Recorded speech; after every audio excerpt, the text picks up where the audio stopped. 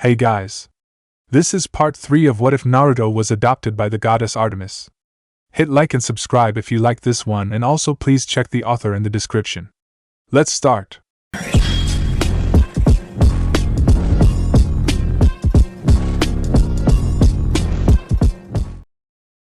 Chapter 1 Prologue. Welcome everyone. A college-aged young man with short-cropped sandy blonde hair, blue eyes and a muscular build greeted his visitors. I'm glad you have accepted my invitation to join our cause, he continued. We have not agreed to join yet, a tall man wearing a black coat said.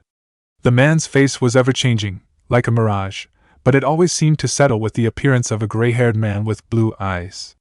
Yes. Considering you have failed before, how can you assure us of our victory now? This time it was a woman who spoke up. She had green eyes and black hair that barely came down to her shoulders. One could describe her as looking like a Greek statue, pale, beautiful, ageless. She was dressed in white robes covered in silver ornate designs. A smile spread across the sandy-haired teen's face, making the scar on his eye more prominent. That was only a minor misstep on my part. Our Lord still has plans for the future. How can you be so sure? A man that seemed to be dressed as a doorman asked. One glaring feature of this man was the two faces that he had. My lord plans to make the great prophecy his own, the sandy-haired blonde stated. That seemed to pique his spectators' interest. We're listening, said the cloaked man, gesturing for him to continue. We are going to use this. The sandy-haired blonde brought out a vial from his pocket. This venom will be used on the pine tree on that camp. This way, we'll accomplish two things. My lord would be rising sooner than any of them will expect, and another child of the Big Three will be unleashed into this world. You're sure this child of the Big Three will be swayed into joining you? The two-faced man asked. A pained expression could be seen on the sandy-haired teen's face. The gods had allowed her to die, no offense. I am sure she will hold bitterness and contempt in her heart as soon as she is unleashed. None taken. The three in the sandy-haired teen's audience said. Anyway, if that's not enough to convince you, now, the camp isn't the only one with help from the other world courtesy of our sponsors. The teen explained. Fortunately for us, he is with us right now. Hello everyone. A man with very pale skin spoke. He had golden eyes with slitted pupils, purple markings around his eyes and fawn-like teeth. He had pronounced cheekbones and straight waist-length black hair with some locks covering and framing his face or to his shoulders. He was flanked by two boys, one of which was older than the other. The older of the two had onyx eyes and ash-gray hair, which was kept in a ponytail. He wore black-rimmed circular glasses, a dark purple shirt with a high collar, a white undershirt, and dark purple pants with a white cloth waistband.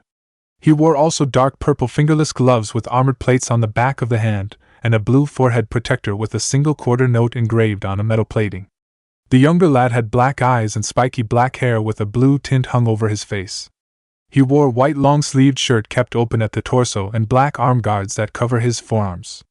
He had dark blue pants, over which hangs a blue cloth that covers him from his stomach to his knees, secured with a purple rope belt. If I may ask, what is in it for us? The boy with spectacles asked. Well, for starters, power. This caught the attention of the black-haired boy. My lord promises that we will be given power over our enemies once we win. We will have the power to make them suffer. And for some of you here, he continued, recognition. During the reign of the present deities, you may have all been shoved to the side, unrecognized. In his reign, he promises you to be prominent. And to our guests from the elemental nations, I am sure you have made a deal with my lord already? The sandy-haired boy asked. Yes. His offer was quite intriguing. The pale-skinned man replied. I accept your terms. You have the shinobi of my village at your disposal. A golden sarcophagus glowed behind the sandy-haired boy. And what of our military power? Another teenage boy in the crowd asked. The odd thing to our newcomers was that he radiated power. All the monsters, even those from far north, are loyal to my lord. Not only that, but his brothers are also rising, albeit at a much faster process than my lord himself. In addition to that, not all the demigods in that camp and those outside are loyal to the Olympians. Some of them are like me, holding grudges and bitterness to the fools in the council. They are loyal to my lord, said the sandy-haired teen.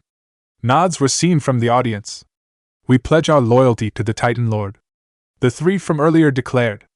Excellent, the sandy-haired teen said. As we speak, the army of our Lord is assembling.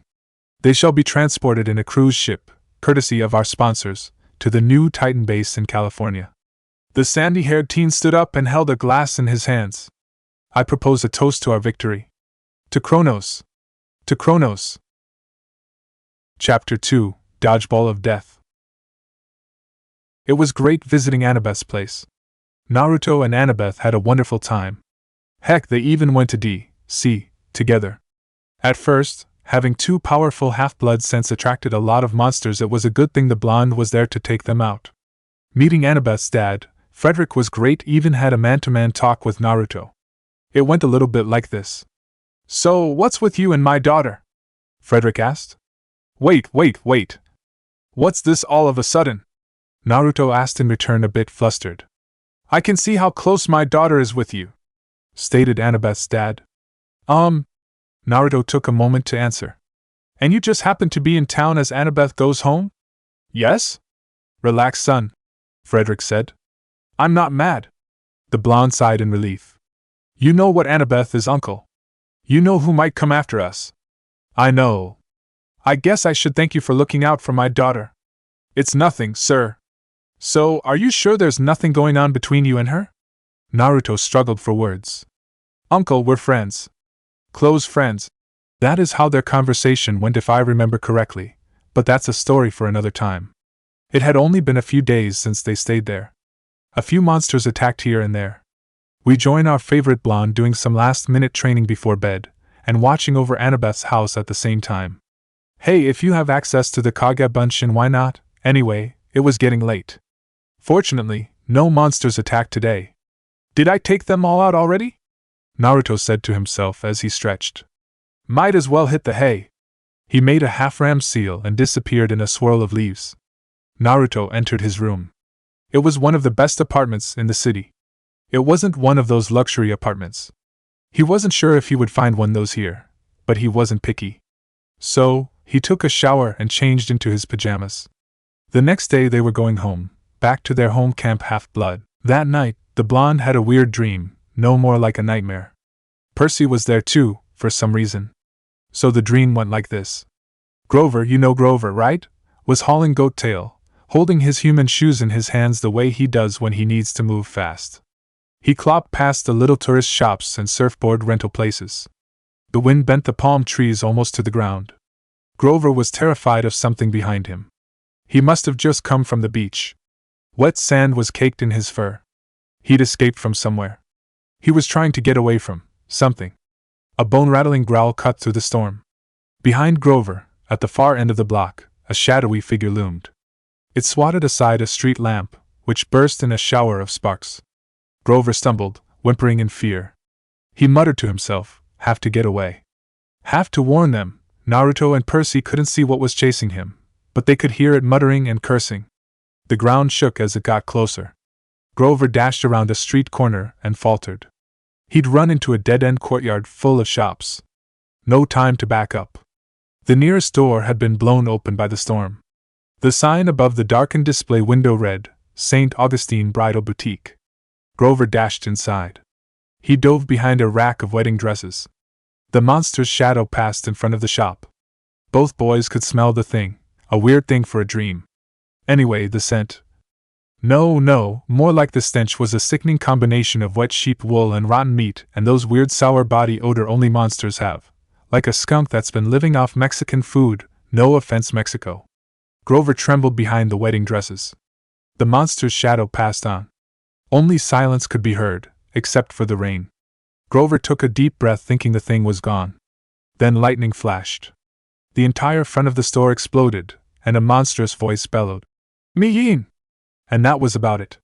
Naruto woke up in cold sweat. He wasn't sure if what to make of that dream. It seemed a lot too real, like it was happening right before their eyes. Okay, demigod dreams often feel like that, but this time it was different. He had to push that to the back of his mind. After all, he and Annabeth are going home today. The blonde got up and showered. He had some breakfast at some restaurant. Then, he went on his way to pick Annabeth up at her place, after returning the keys to the owner. Naruto would miss this apartment. He had stayed here for a year. Sure, he had gone to school with Annabeth or had gone places with her and stuff, but you get the picture. So here was Naruto knocking at the Chase's residence with a bag slung on his shoulder. The door swung open, revealing Annabeth. The blonde found himself staring at the daughter of Athena. "Come in, Naruto. I'm just about done," she said. "Did you have breakfast yet?" "Yep, I had some breakfast before I came here," Naruto said. Naruto smiled and went inside. There was utter chaos inside the house as usual. There were toys lying everywhere, courtesy of Annabeth's stepbrothers. The older blonde found a spot to sit on the couch. "I guess it's that time of the year again, huh, Naruto?" Annabeth's stepmother asked Naruto. "Yeah, it's time to get back to camp," Naruto said. "Your stay here was quiet, I presume?" Somewhere outside the Chase residence. Little did the Chase family know, there was a hellhound stalking their residence, picking up both of the demigod scents. There was a small breeze behind the hound. It perked up, picking up a scent of some kind. It looked around only to see the usual trees. The hellhound continued its earlier task. It was getting hungry and impatient. It was about to charge when a blue swirling orb was slammed onto the hound's face. There was blur of orange, and this time a kunai knife was embedded on its gut, making the hellhound crumble into golden dust. A blonde-haired boy reared his hand back. Apparently, he was the one who stabbed the hellhound. He returned the kunai into his holster, and then raised his hand into a half-ram seal. The boy disappeared in a puff of smoke. "Back in the Chase residence?" "Yeah, pretty much," the blonde replied as the memories of the dispelled clone registered in his memories. "That's good then," Annabeth's stepmother said. "Mom, you're not giving Naruto a hard time, are you?" Annabeth asked as she entered the room. She had a watermelon bag slung over her shoulder and a suitcase at her side. "Of course not, dear. We're just talking," her stepmom said. "Well then, I guess it's time for you two to go." Both blondes nodded. The younger blonde was surprised when her stepmother wrapped her in a tight hug. "Thank you for giving us another chance, Annabeth," she whispered in daughter of Athena's ear. "It's nothing, Mom." Annabeth tried to wave it off. No. It means a lot. Just know that you have a home here to return to." "I know, Mom. I guess we better get going." Annabeth turned to Naruto. "Come on. Let's go say bye to Dad." New Wyo Arcade. It had been a year since Naruto and Annabeth had been back here. Their ride back here was uneventful. Being ADHD demigods made it hell for the two of them. Frederick Chase had drove them back to Manhattan, not back to camp, since they were to meet Percy, so they could go back to camp together. During the trip, Annabeth had told Naruto about the weird dreams she had been having lately about camp. Naruto, in turn, told Annabeth about the nightmare he had about Grover. That only worried them even more, worried about their friend and worried about the camp they had called home. So here we were in the bustling and busy streets of New York. Percy didn't finish school until this afternoon, and it was in the middle of the day. "Wanna go check Percy out at school?" Naruto asked. "What? Why?" Annabeth answered with a question. "Aren't you curious about what Percy was doing?" Naruto challenged. "Or do you want to wait for Percy while we do nothing?" Annabeth was in thought. "Besides, I have a feeling something's going to happen today." "Oh, alright." The girl relented. "Cool, let's go. Meriwether College Prep. Let's sneak in," Naruto suggested. "Are you crazy? What if we get caught?" Annabeth said. "We'll be fine. You got that cap of yours." Naruto waved off her concern. "Yeah, but what about you?" Annabeth asked. Naruto smirked. "My Shingeki no Jutsu," Naruto said out loud with a half-rammed seal. A moment later, he vanished. Annabeth almost jumped when a finger poked her on the back. "Show off," she grumbled, and put on her cap of invisibility. And so, the two demigods sneaked inside the school. It wasn't hard for Annabeth to follow Naruto even though he was invisible. The older blonde never could resist the urge to prank someone in school. Oh, the evil thoughts that entered the mind of our favorite blonde shinobi. All those pranks he would pull on the campers once they get back. Anyway, they were able to find Percy on the way to gym class. Naruto, the prankster he was, whispered something in his ear. The son of Poseidon whipped his head back, trying to find where the voice is. In the corner of his eyes, he saw the lockers shake for a second. Then, someone poked him in the back. The son of Poseidon was about to run out of the room when someone called out to him. This guy who called to him was 6'3" and built like the abominable snowman. His face was kind of misshapen and brutal looking. His voice was deep, but he talked funny, like a much younger kid. "What's up, Tyson?" Percy said. "Will you, The now named Tyson tried to ask Percy a favor. The son of Poseidon knew immediately what the big guy was asking him to do. "Oh. Yeah, sure, man." Tyson ducked inside the weight room. Percy stood guard outside the door while he changed. He felt kind of awkward doing this. After Percy was done, they made their way to the gym. Naruto's camouflage came undone, revealing him rolling on the floor laughing. Annabeth took off her cap revealing her looking over Naruto and shaking his head at him. "Will you stop pranking them for 1 minute?" Annabeth scolded. Sorry. I can't help it." Naruto apologized. "Hey Annabeth, what are you doing in here?" "Oh, I see." Annabeth was realizing what the blonde was implying. It's not like that, I didn't know you had it in you." Naruto continued. No, oh, it's okay. I understand." Annabeth was now blushing really hard.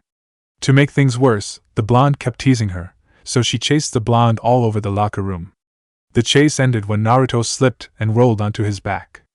Annabeth wasn't able to control her deceleration, and she slipped and landed on top of the older blonde. Their faces were only mere inches from each other. The two stared at each other. Naruto had unconsciously wrapped his hands on Annabeth's waist. They held this position for a few moments. They were only brought back to reality when they heard a loud explosion coming from outside.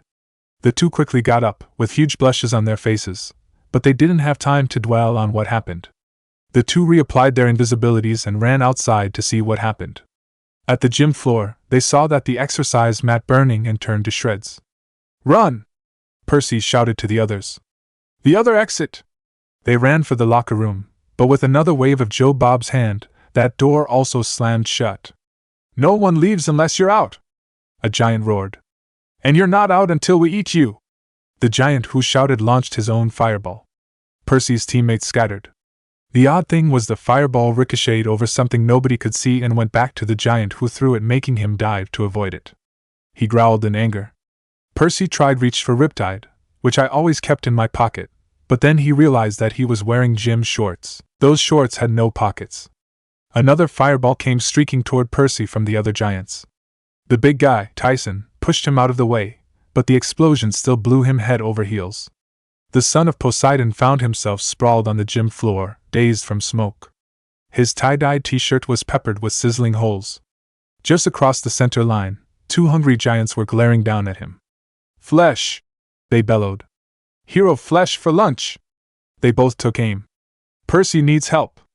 Tyson yelled, and he jumped in front of Percy just as they threw their balls. "Tyson!" Percy screamed, worrying for the worst. Both balls slammed into the big guy, but he wasn't pushed back. Somehow, he caught the fireballs. He threw it back at the giants.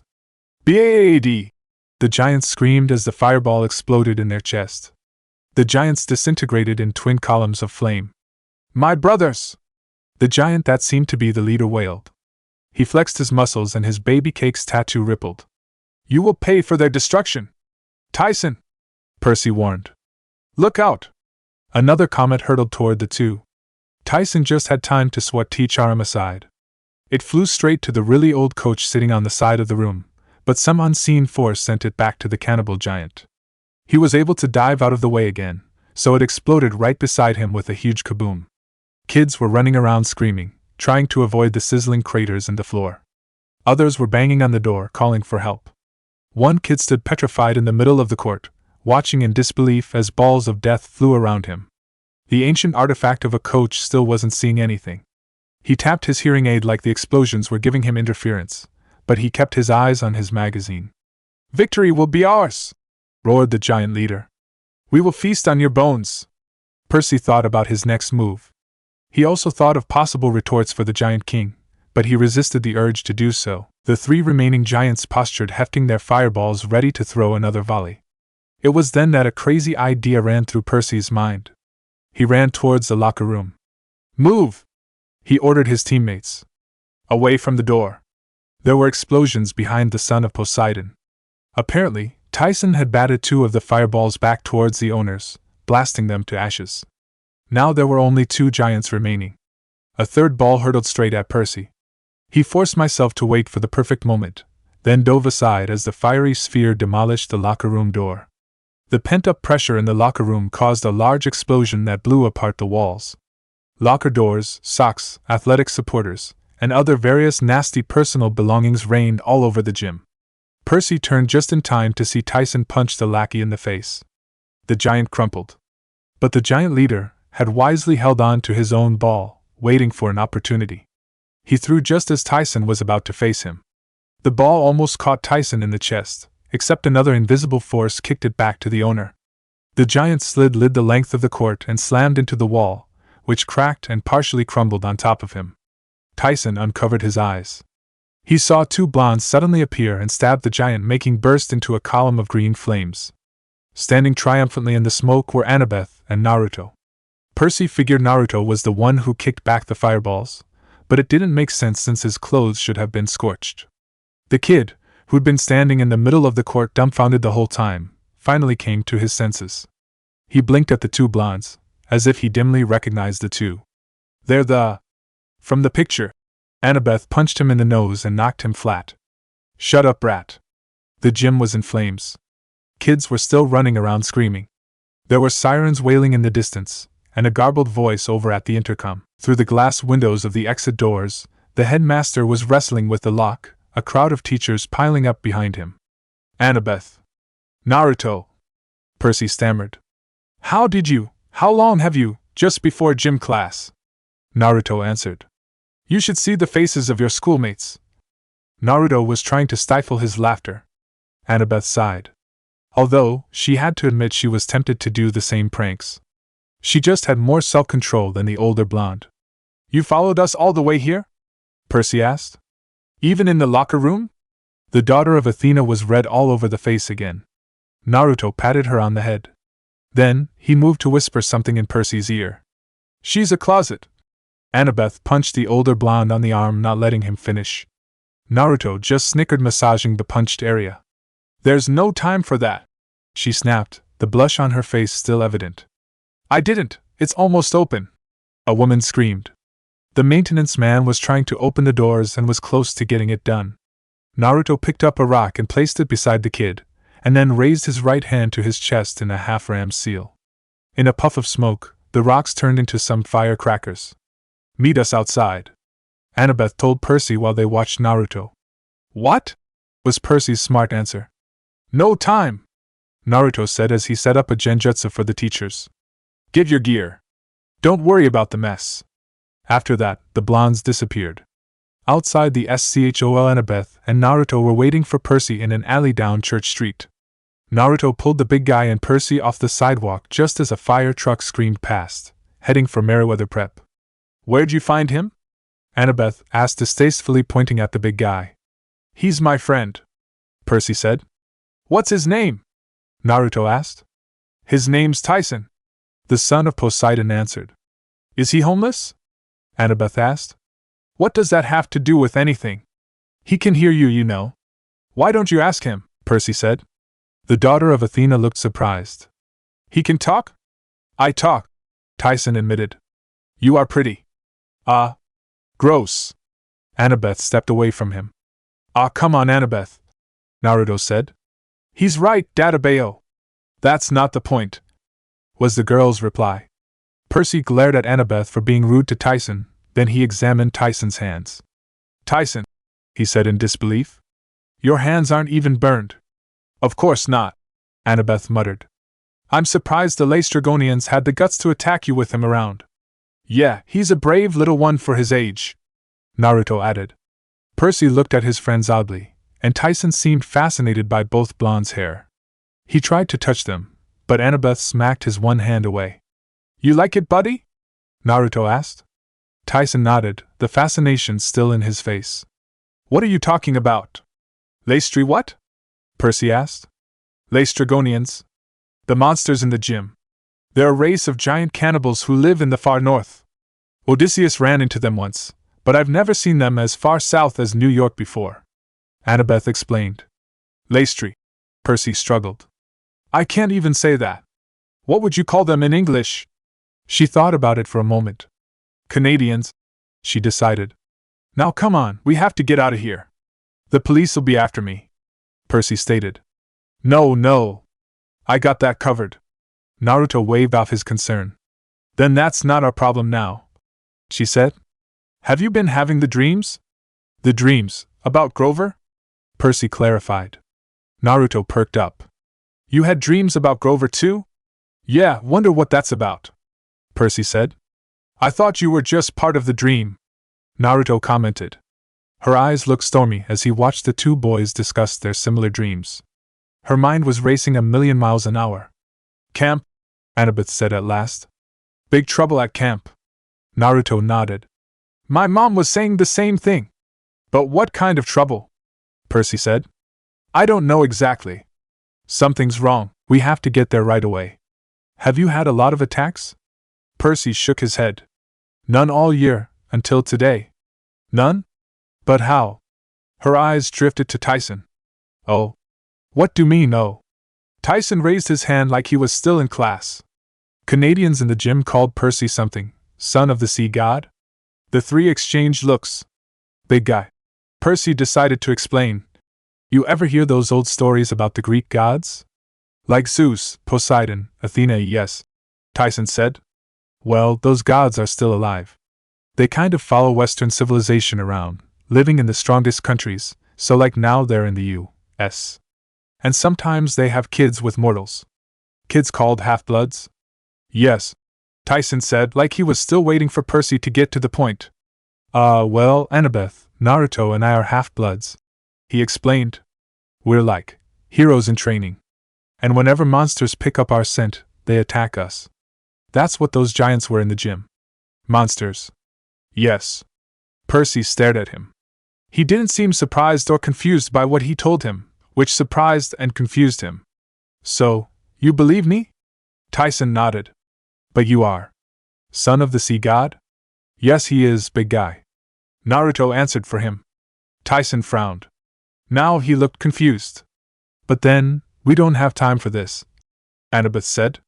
She was still worried about camp. We'll talk in the taxi. A taxi all the way to camp? Percy said. You know how much money, trust me, she declared. Percy hesitated. What about Tyson? We can't just leave him here. The son of Poseidon decided. Yeah. Annabeth looked grim. We definitely need to take him. Now come on. Percy didn't look happy at how Annabeth was acting towards the big guy. Naruto and Percy followed her down the alley. Together the four of them sneaked through the side streets of downtown while a huge column of smoke billowed up behind them from my school gymnasium. Here. Annabeth stopped them on the corner of Thomas and Trimble. She fished around in her backpack. I hope I have one left. Here you go, Annabeth. Naruto tossed a coin to Annabeth. It wasn't an ordinary coin. It had Zeus's likeness stamped on one side and the Empire State Building on the other. It was a drachma. You know taxis won't take that, right, Naruto? Percy said. Just watch Percy, Naruto said. Stethi, she shouted in ancient Greek. O Harma Diabolis. Naruto and Percy automatically translated that. She said, Stop, chariot of damnation. Annabeth threw the coin into the street, but instead of clattering on the asphalt, the drachma sank right through and disappeared. Chapter 3. Hell of a Ride to a Bunch of Bull. A coin was thrown towards a spot in the ground. This was no ordinary coin. It was a coin that bore the likeness of Zeus on one side and the Empire State Building stamped on the other. It was a golden drachma. The drachma hit the ground, but instead of clattering on the asphalt, the drachma sank right through and disappeared. At first, nothing happened. Then, just where the coin had fallen, the asphalt darkened. It melted into a rectangular pool about the size of a parking space, bubbling red liquid like blood. Then a car erupted from the ooze. It was a taxi. But it was not just any ordinary taxi. Well, for starters, it wasn't yellow in color. It was smoky gray. Secondly, it wasn't solid. The vehicle looked like it was woven out of smoke, like you could walk right through it. Finally, there were words printed on the door, Grey Sisters. Our dyslexic demigods couldn't quite read that last one. The passenger window rolled down, and an old woman stuck her head out. She had a mop of grizzled hair covering her eyes, and she spoke in a weird mumbling way, like she just had a shot of Novocaine. Passage? Passage? She asked the group. For to Camp Half-Blood, Annabeth answered. She opened the cab's back door and waved at her companions to get in, like this was all completely normal. ACH! The old woman screeched. We don't take his kind! She pointed a bony finger at Tyson. Naruto sighed out loud. I'll give you more drachma when we get there. Done! The woman screamed. The four squeezed into the back of the taxi, which surprisingly grew to accommodate them. The interior was also smoky gray. The seat was cracked and lumpy, no different than most taxis. There was no plexiglass screen separating the passengers from the old ladies driving. Wait a minute. Did I just say old ladies, as in plural? There were really 3 of them. They were crammed in the front seat, each with stringy hair covering her eyes, bony hands, and a charcoal-colored sackcloth dress. The one driving said, Long Island! Out of Metro fare bonus! Ha!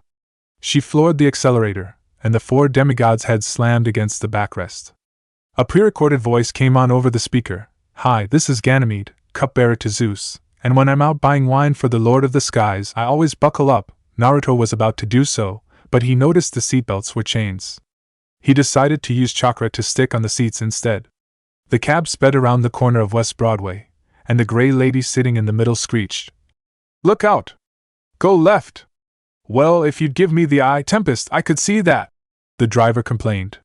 The driver swerved to avoid an oncoming delivery truck, ran over the curb with a jaw-rattling thump, and flew into the next block. Wasp, the third lady said to the driver. Give me the girl's coin. I want to bite it. You bit it last time, Anger, said the driver, whose name must have been Wasp. It's my turn. Is not, yelled the one called Anger. The middle one, Tempest, screamed. Red light. Brake, yelled Anger. Instead, Wasp floored the accelerator and rode up on the curb, screeching around another corner, and knocking over a newspaper box. Excuse me, Percy said after getting over the G-force. But can you, see? No, screamed Wasp from behind the wheel. No, screamed Tempest from the middle. Of course, screamed Anger by the shotgun window. Percy looked at Annabeth. They're blind? Not completely, Annabeth explained. They have an eye. One eye? Yeah. Each? No. One eye total. Hope that doesn't affect the trip, Naruto commented. Tyson groaned and grabbed the seat. Not feeling so good. Oh man, Percy said.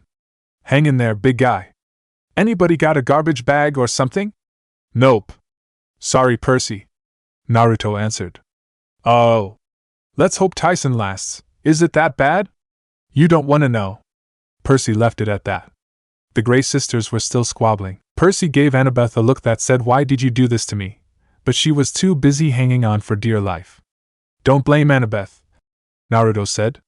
If this is the fastest way to camp, then we had no choice. We've had famous people in this cab, Anger exclaimed. Jason! You remember him? Don't remind me, Wasp wailed. And we didn't have a cab back then, you old bat. That was 3,000 years ago. Give me the tooth. Anger tried to grab at Wasp's mouth, but Wasp swatted her hand away. Only if Tempest gives me the eye. No, Tempest screeched. You had it yesterday. But I'm driving, you old hag. Excuses. Turn. That was your turn. Wasp swerved hard onto Delancey Street, squishing Percy between Tyson and the door. She punched the gas and the cab shot up the Williamsburg Bridge at 70 miles an hour. The 3 sisters were fighting for real now, slapping each other as Anger tried to grab at Wasp's face and Wasp tried to grab at Tempest's. The demigods could now see their faces now. None of the sisters had any teeth except for Wasp, who had one mossy yellow incisor.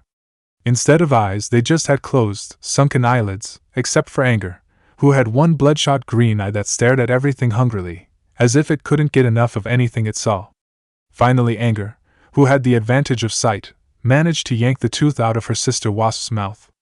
This made Wasp so mad she swerved toward the edge of the Williamsburg Bridge, yelling, I've it back!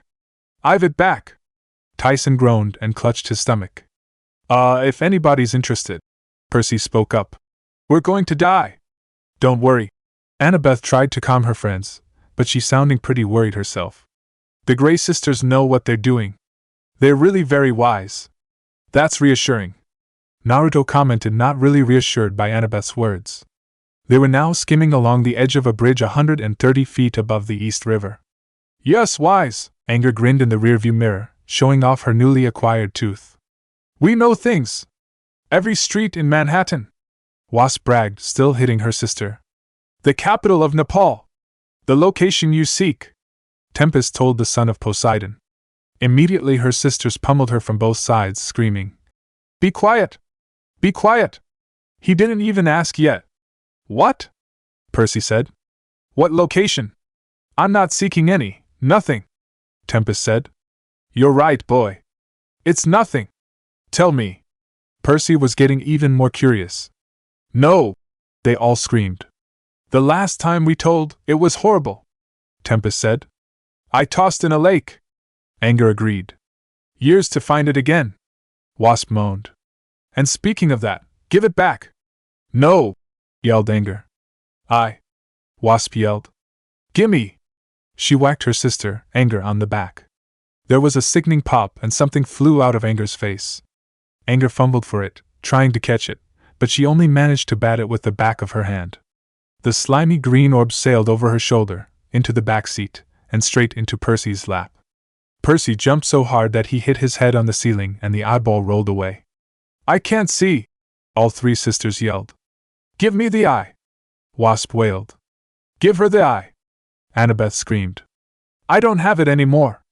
Percy screamed back. It's by your foot. Naruto pointed out. That's gross! Percy declared. I'm not picking that up. The taxi slammed against the guardrail and skidded along with a horrible grinding noise. The whole car shuddered, billowing gray smoke as if it were about to dissolve from the strain.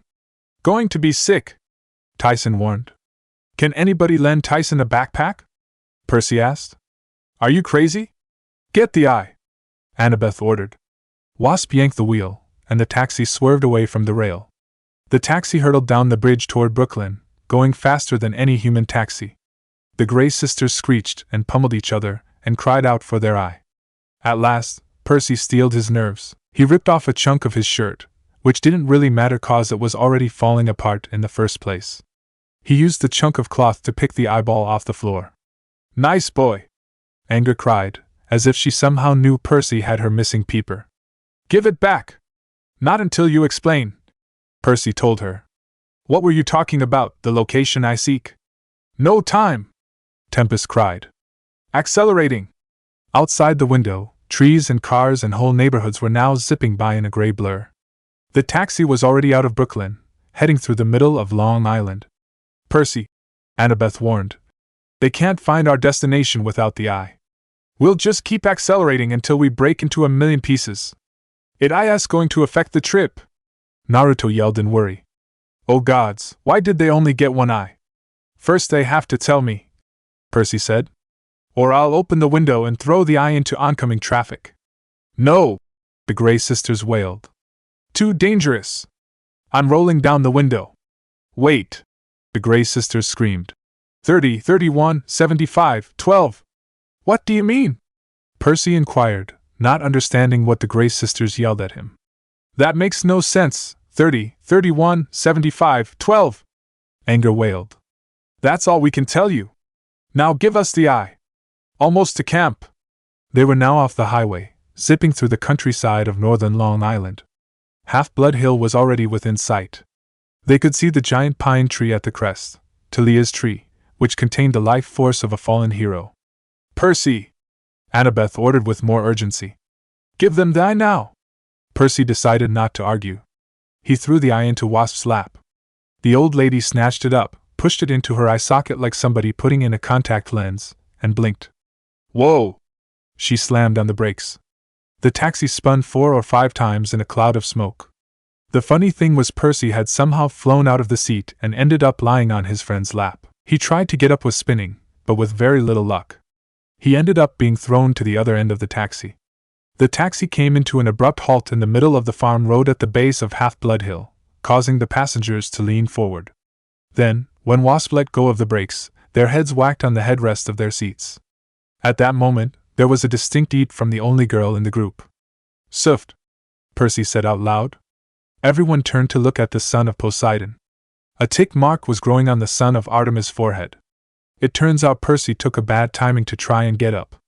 When Wasp let go of the brakes after the abrupt halt, Percy's head was forced into the chest of Annabeth, who happened to be sitting near the window opposite of Percy's former place. "Percy, you can get up any time now," Naruto said, with a crack of knuckles.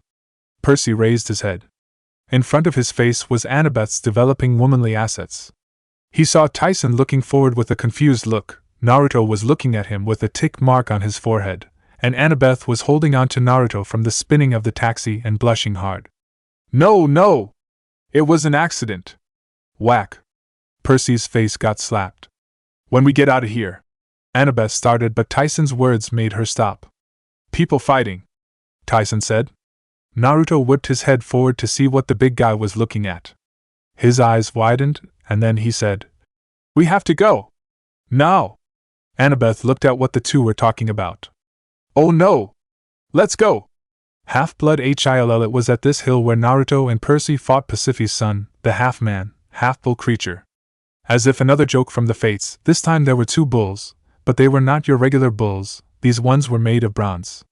"Oh, not enough for you?" Well, they breathed fire. As soon as the group exited the taxi, the Grey sisters peeled out, heading back to New York, where life was safer. They didn't even wait for their extra 3 drachma payment, fortunately for her. They just left them on the side of the road. "Oh man," said Annabeth, looking at the battle raging on the hill. "Well, what do you know? Bulls again," Naruto commented as he charged onto the scene. One of the heroes shouted, "Border Patrol, to me!" It was Girl's voice, gruff and familiar. "It's Clarice," Annabeth said. "Come on, we have to help her." Normally, rushing to Clarice's aid was a bad idea. That was quite the understatement, but you get the picture. She would skewer you just for attempting that, but that was the least of their worries. Naruto jumped in front of the border patrol. Most of them were scattering, running in panic as the bulls charged. The blonde went over a few hand signs. "Ninja boy?" Clarice asked. "Take the other two," Naruto ordered as he placed his hands on the ground. "Doton Dorihiki!" As the bull was nearing the group of demigods, an earthen wall erupted from under the machine, making it rise from the ground. The blonde dashed forward, his limbs coating with earthen armor. When he was under the bull, he kicked it up higher into the air. Another Naruto appeared above with his hand reared back, ready for a punch covered in earthen armor. "Doton, Chokajigen no Jutsu!" he shouted again. The punch connected, and the bull's abdomen cracked. The added weight from the jutsu made them sent them quickly back to Earth. A small shockwave could be felt when they landed, and a small crater was dug in their wake. Naruto climbed up carrying the head of the golden bull. The other campers were looking at him. "Oh hey guys," Naruto said as if nothing happened. "Did I overdo it?" Everybody just stared at him. It was Clarice who broke the silence. "You ruin everything!" Clarice yelled at Percy. "There were enough bulls for everybody." Percy was too stunned to answer. Annabeth answered for him. "Good to see you too, Clarice." "Arg!" Clarice screamed. "Don't ever try saving me again." "Clarice," Annabeth tried to calm her down. "You've got wounded campers." That did the trick. As mean as the daughter of war may be, she still cared about her soldiers under her command. She glared at Percy. "I'll be back," she growled and then trudged off to assess the damage. "Where'd the other bull go?" Annabeth asked. "Don't tell me it, what other bull?" Naruto asked. "I was busy taking care of one." He turned to point at the crater. "Oh, found it," he quickly added. With a huge stroke of luck, Naruto and the bull he fought landed on the third bull as it charged towards the other campers. "How'd that happen?" Percy asked. Naruto just shrugged. "Anyway, Percy, there were 3 bulls, why'd you pick the one Clarice was fighting?" "Yeah, about that." Percy rubbed the back of his head. "More importantly, Tyson, you're okay." "How?" He changed the subject. "Oh my, you haven't noticed yet?"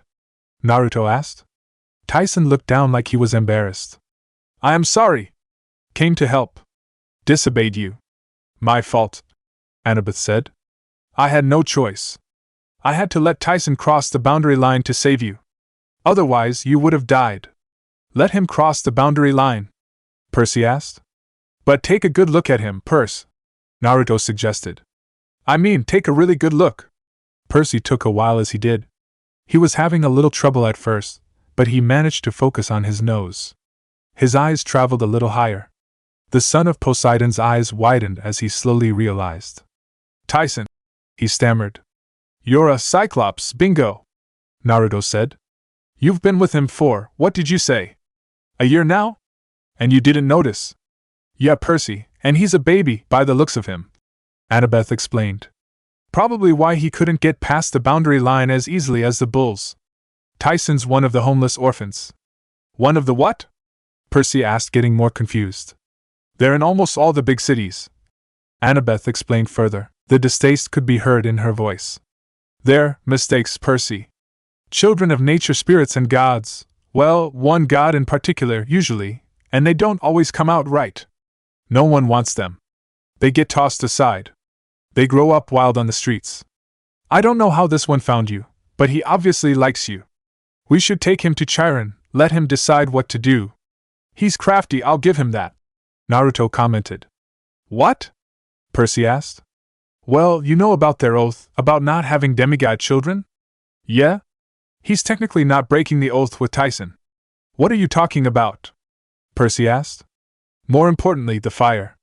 How? Annabeth sighed. Haven't you learned anything from Greek mythology, seaweed brain? He's a Cyclops, she said as if was remembering an unpleasant memory. They work the forges of the gods, Perse. They have to be immune to fire. Naruto continued for her, as he comforted the daughter of Athena who was clearly shaken by her memories. It would be an understatement if you would say that Percy was shocked. But it was a bad time to be dumbfounded. Around them, there were wounded campers and patches of burning grass. And there were the bulls to dispose of. Clarice came back over and wiped the soot off her forehead. Jackson, Uzumaki, if you can stand, get up. We need to carry the wounded back to the big house. Let Tantalus know what's happened. Tantalus? Percy asked. The activities director, Clarice said impatiently. Chiron is the activities director. And where's Argus? He's head of security. He should be here, countered Percy. Clarice made a sour face. Argus got fired. You have been gone too long. Things are changing. But Chiron. He's trained kids to fight monsters for over 3,000 years. He can't just be gone. What happened? That happened, Clarice snapped. She pointed to Talia's tree. Everyone looked at the direction where she was pointing. Now that the fighting had gone down, they noticed the changes from Talia's pine. The pine's needles were now yellow. A huge pile of dead ones littered the base of the tree. In the center of the trunk, 3 feet from the ground, was a puncture mark the size of a bullet hole, oozing green sap. This made Naruto's eyes widen. He ran towards the tree. What's with him? Clarice asked. Percy shrugged. Inside Talia's limbio, the usual background of Talia's life was gone. It was now tinged in a purplish hue. Talia lay in the corner in pain from some kind of illness.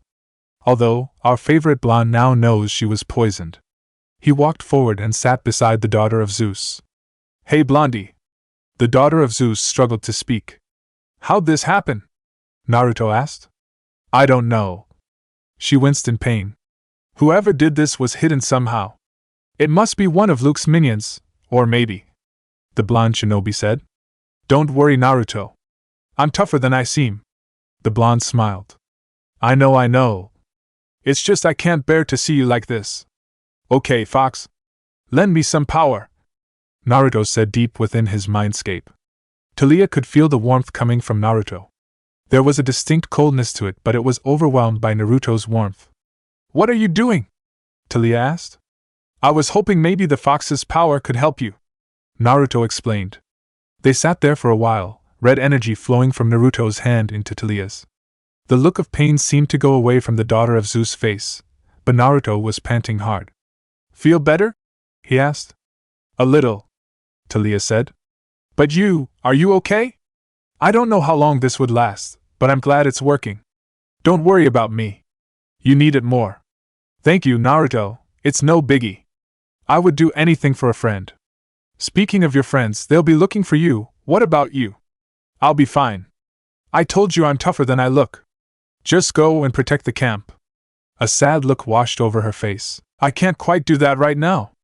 Leave it to me, Naruto said, grin on his face. Camp Half Bielodi Camp was still the same as when Naruto left with Annabeth. The big house was still there with its blue gabled roof and its wraparound porch. The strawberry fields still baked in the sun. The same white-columned Greek buildings were scattered around the valley, the amphitheater, the combat arena, the dining pavilion overlooking Long Island Sound. And nestled between the woods and the creek were the same cabins, a crazy assortment of 12 buildings, each representing a different Olympian god. Naruto looked back up at the pine tree. The yellow pine needles were still there. Before, a demigod would feel safe within the borders. Now, there was an air of danger. Anyone could tell something was wrong. Instead of playing volleyball in the sandpit, counselors and satyrs were stockpiling weapons in the tools shed. Dryads were armed with bows and arrows as they talked nervously at the edge of the woods. The forest looked sickly, the grass in the meadow was pale yellow, and the fire marks on Half-Blood Hill stood out like ugly scars. They weren't happy campers anymore. Sorry, I had to get that joke out. Naruto made his way to the big house only to find Chiron with his friends making their way out. So they fired you, huh, Chiron? Naruto asked, hoping for a different answer. Yes, my boy. Some of the Olympians do not trust me anymore ever since that happened, Chiron answered. Naruto sighed. Now, what will we do when you're gone? I will tell you what I told Percy as well. You must stay here and train hard. That goes without saying, Chiron. The centaur nodded. Where will you go? I will stay in exile in the Everglades until this matter is resolved, one way or another. I must go. We'll see you later, Chiron. I promise we'll clear your name. Don't make promises, my boy, especially those you know you can't keep. I never go back on my word, Chiron. That's my ninja way. I promise on my life, no, on the river Styx, that we will find a way to clear your name. Chiron smiled. Thank you, my boy. But I tell you, be careful not to break that promise. With that, Chiron galloped toward the hills and disappeared. No pony! Tyson started bawling as Chiron left. Where'd you go, Naruto? Percy asked. Naruto wasn't sure if he should tell Percy or not, but Annabeth nodded, gesturing him to go ahead and tell him as she wiped the tears from her eyes. I went to, see Talia, Naruto said. How is that possible? Percy asked. She's not dead, Percy. She's just stuck in a limbo. The blonde explained. So when Zeus? Naruto nodded. You know? Percy asked Annabeth. He told me while we were back at home. Annabeth answered. How'd you take it? I thought he was lying at first. But I felt happy.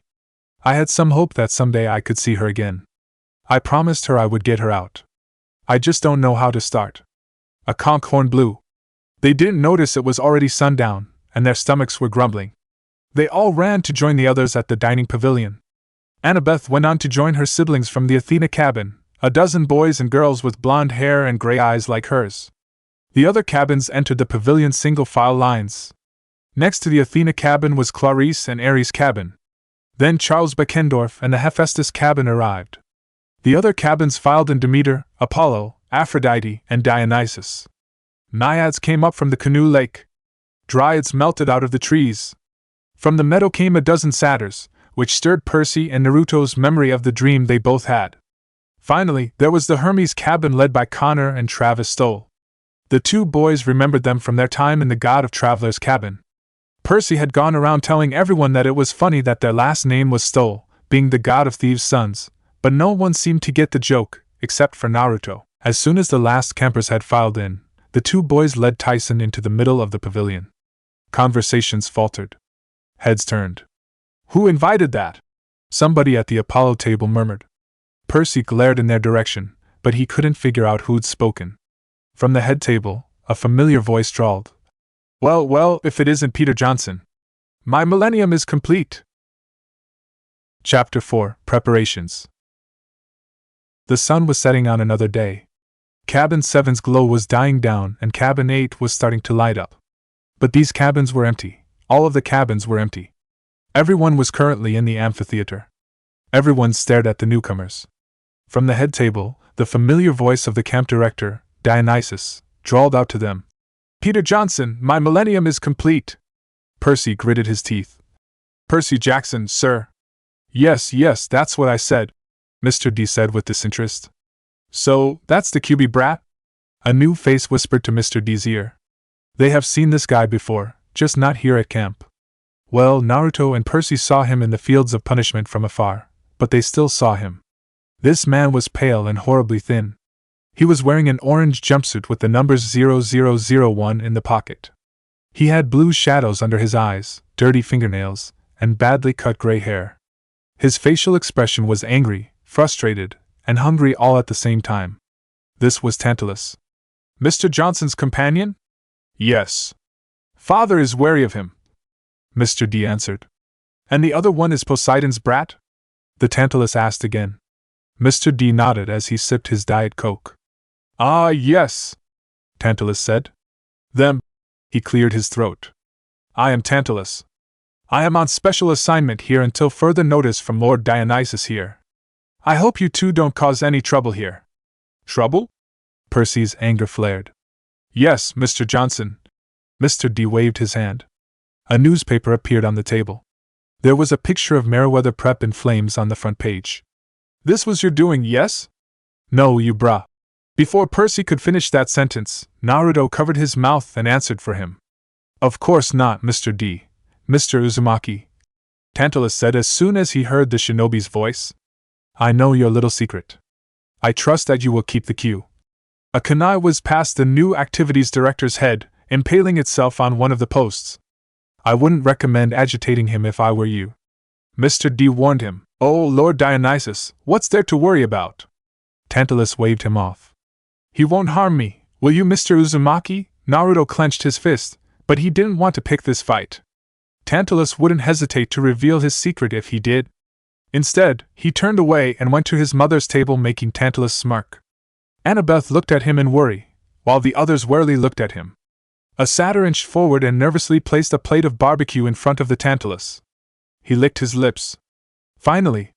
Some food, Tantalus said, but he sounded unsure. Root beer. Bark's special stock. 1967. His hands inched forward, hesitating to grab his goblet. Go on, old fellow, Mr. D said. Perhaps now it will work. Tantalus grabbed for the glass, but it scooted away before he could touch it. A few drops of root beer spilled, and Tantalus tried to dab them up with his fingers, but the drops rolled away like quicksilver before he could touch them. He growled in frustration and turned toward the plate of barbecue. He picked up a fork and tried to stab a piece of brisket, but the plate skittered down the table and flew off the end, and committed suicide in the bronze brazier. Tantalus complained. Phoo. A random sneeze among the campers censored his curse. Language, Mr. D commented. Then, he added false sympathy to his voice. Perhaps your curse needs a few more days before it could fade away. Believe me, old chap, working in this camp is torture enough. Eventually, huh? Tantalus muttered, but he wasn't looking at the god of wine. Do you know how dry one's throat gets when he hasn't had anything to drink in the last 1,000 years? You, Percy said after a moment of realization. Tantalus smirked. You recognize me, boy? You're the spirit from the fields of punishment, Percy said. The one with the fruit tree hanging over you, but you can't eat or drink. A real scholar, aren't you, boy? Tantalus sneered. You must have done something really horrible to be sent there, Percy said, mildly impressed with himself. Tantalus' eyes narrowed. The satyrs behind him were waving at Percy, warning him to stop what he was doing. I'll be watching you, Percy Jackson. You too, Naruto Uzumaki, I know you're listening, Tantalus said. I don't want any problems at my camp. Naruto wisely remained silent. And Percy, well, he didn't get the message the satyrs were signaling him. Your camp already has problems, sir. Mr. D sighed. Oh, will you sit down, Johnson? I believe that's your table over there, the one where no one sits. Percy's anger was burning, but he followed Naruto's example and decided not to fight back. Come on, Tyson, he said to his friend. Oh no. Tantalus stopped him. That monster stays here. We must decide what to do with it. Him, Percy corrected. He has a name, you know? It's Tyson. Tantalus raised his eyebrows. Tyson saved the camp, sir, Percy insisted. He pounded one the bulls. Only because you ignored one of them. Someone from the crowd shouted. That's not the point, Percy shouted back. And what a pity it would have been if it destroyed the camp, Tantalus said. Mr. D snickered. Leave us, the new activities director ordered, while we decide the creature's fate. Percy glared at Tantalus, but he was too busy trying to grab his food. He then turned to Tyson and said, "Don't worry, big guy. We're just right here. We'll find you someplace to sleep tonight." "I believe you. You are my friend," Tyson said. Tyson's words made Percy feel guilty. He just nodded and trudged on to his father's table. As was customary, the campers filed in front of the brazier to offer to the gods before they started eating. Naruto and Percy sat down to eat half-heartedly. Even the ramen in front of Naruto couldn't cheer the shinobi up. Once the campers were back in their seats, the activities director had a satyr blow a conch horn. "Yes, well," Tantalus announced, "another fine meal. Or so I am told." As he spoke, his hand inched closer towards his refilled dinner plate, like it wouldn't notice him. He was wrong. His hands were 6 inches from the food when the plate shot itself right across the table. "And on my first day of authority," he continued, "I'd like to say what a pleasant form of torture it is to be here. I hope to interact with you, children. You look good enough to eat." Mr. D clapped politely, while the rest of the camp gave half-hearted applause. Tyson, who was standing by the head table, tried to hide behind the posts, but every time he did so, Tantalus always pulled him back. "Now, some changes." A crooked smile appeared on his face. "As of tomorrow, the chariot races are reinstituted." Some of the campers protested while others were excited by the news. Still, others remained silent, the fear evident in their eyes. Tantalus cleared his throat. "Now I know these races were discontinued some years ago due to technical problems, 3 deaths and 26 mutilations," someone from the Apollo cabin said. Yes, Tantalus spoke further. "But I know you will all join me in welcoming the return of one of the camp's traditions. The first race will be in 3 days. We will release you from your regularly scheduled activities so you can prepare for the race." Now, Naruto wasn't really listening to Tantalus' speech, but when he heard that all activities were suspended to prepare, he spoke up. "What about defending the camp?" Clarice stood up with him and said, "Yeah. What about border patrol?" Tantalus waved them off. "I'm sure nothing untoward will happen as you, children, prepare." The campers weren't convinced by the activities director's words, but what he said next got them on board, no questions asked. "Did I mention the winner gets no chores for the month?" There was an explosion of excited chatter. "For real?" Travis asked from the Hermes table. "Yes," Tantalus nodded. "In addition to that, the winners would get to wear golden laurels." The chatter turned into cheering. Nobody really cared about the laurels. They were still pretty hyped from the no KP for a month, but the activities director still looked pretty proud of himself. "And now to address our one housekeeping issue." He pointed to Tyson. "This thing was brought in by Naruto Uzumaki, Percy Jackson, and Annabeth Chase." The loud cheers turned to uneasy murmurs. A lot of the campers were glancing at the 3 demigods. Percy and Naruto wanted to kill the dead man. "Now, of course, Cyclopes have a reputation of being bloodthirsty monsters. That depends." Naruto cut him off. "Are we talking about the rogue Cyclopes or those that work in the underwater forges?" Snickers could be heard from the crowd. Tantalus' face twitched, but he regained his composure and cleared his throat. "Okay then, since Mr. Uzumaki is suggesting that this Cyclops is tame, perhaps the Hermes cabin would like to take this thing?" The 2 cabin counselors gained a sudden interest in the tablecloth. "Way to add to my words, genius," Naruto said back. Tantalus was about to retort when a bright glowing holographic image appeared on top of the Cyclops' head, making the activities director scoot away in surprise. Swirling above Tyson's head was a glowing green trident. There was a moment of awed silence. It was only broken when Tantalus roared in laughter, causing the whole camp to laugh with him. Everyone joined in laughter except Naruto and his friends. Well, I know where to put the beast now. By the gods, I can see the family resemblance," Tantalus said in between fits of laughter. That was it about dinner. All the campers left the dining pavilion for the campfire, but Naruto had other plans. After his secret almost gets revealed, he needed some time to think. Naruto was on his way near the trees to find a good spot to sit when a female voice called out to him. "They'll be looking for you at the campfire, you know," Annabeth asked. "I could ask you the same question," Naruto said back. "Well, Tantalus said something earlier. I remember you pretending to fall asleep when we asked you about it. Was it the same power Grover was scared about when you fought Ares? I'm not getting out of this conversation, huh?" Naruto asked. No, you're not, Naruto, another voice said. This time it was Percy with Tyson tagging along. So, what's the deal with that red energy? I guess it can't be helped, Naruto mumbled. Okay, let's go for a walk. Line break, somewhere in the woods. So that's it, Naruto finished. Now you know my story. The three demigods and Cyclops were sitting by a tree. Naruto had told him about the nine-tailed fox sealed within him and his horrible childhood. Naruto! I am sorry. Annabeth wrapped Naruto with a hug. It must have been hard, yeah, Naruto, Percy added.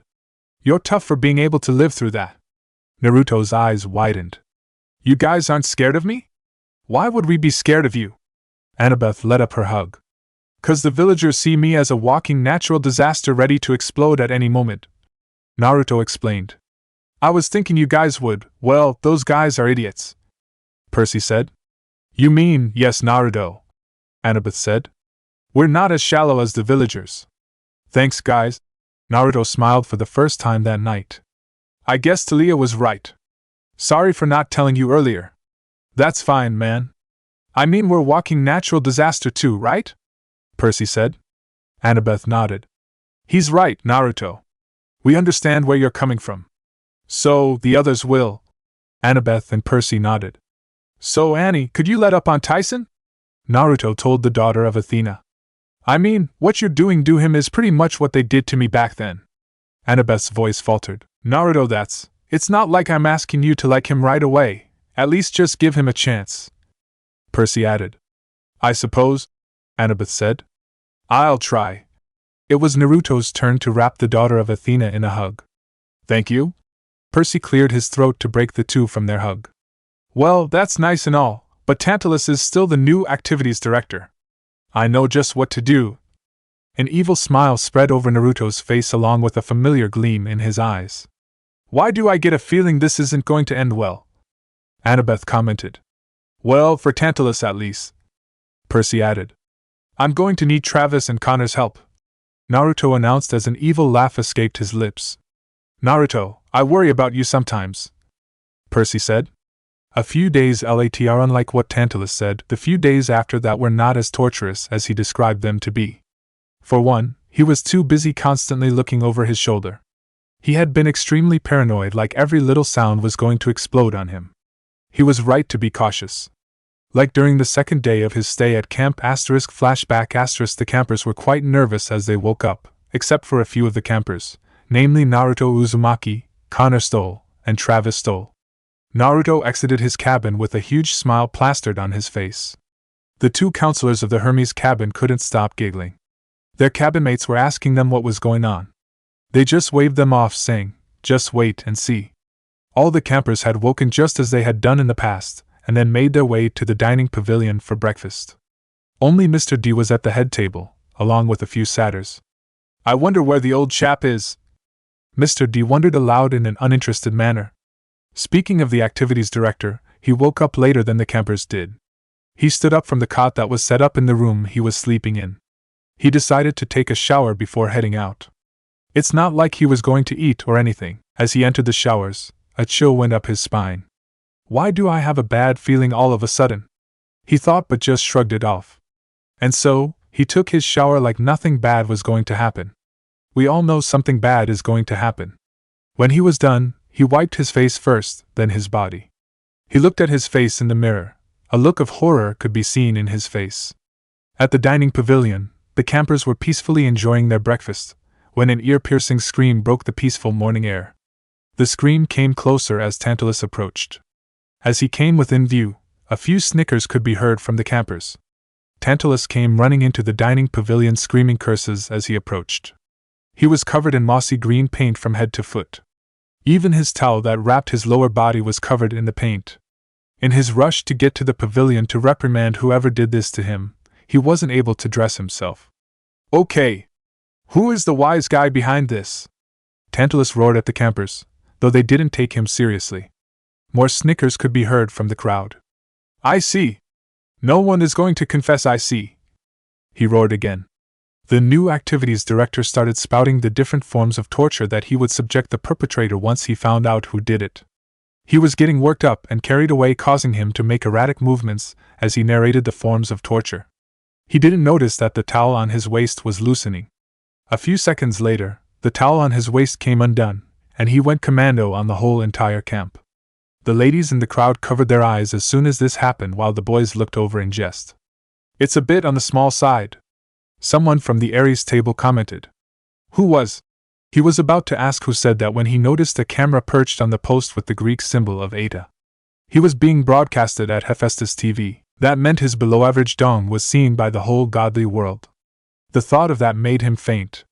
The campers roared in laughter after that. Even the god of wine let out a few chuckles. End of flashback. Yeah, days after that started just like that, with Tantalus screaming his lungs out, or him being humiliated in front of the whole camp. So, Naruto was walking around camp enjoying another awesome day. When he made it to the pier, he saw Annabeth and Percy fighting over something, with the latter storming off. "Geez, what was that about?" Naruto asked Annabeth. "Those girls from Aphrodite were making fun of him," Annabeth explained. "And you were fighting about that?" Naruto asked again. Annabeth shook her head. "I tried calming him down, but I guess that just made him mad." "What did you say?" "I told him that it wasn't his fault that he had a monster as his brother, and then he lashed out at me." "Oh damn, and here I was telling you to lay off on Tyson. Seems he doesn't accept Tyson as his brother yet." "Yeah." It was quiet for a while, but Naruto decided to change the subject. "Those are some awesome chariot designs," he started. "Oh thanks," Annabeth said. "Percy and I were supposed to use them, but I guess that's not going to happen anymore." "Too bad," Naruto said. "Speaking of which, are you working on a chariot with anyone as of yet?" Annabeth inquired. That, it kinda slipped my mind with all the pranking we've done. I almost thought you were working with the Hermes cabin." No. We're just working together for the pranks."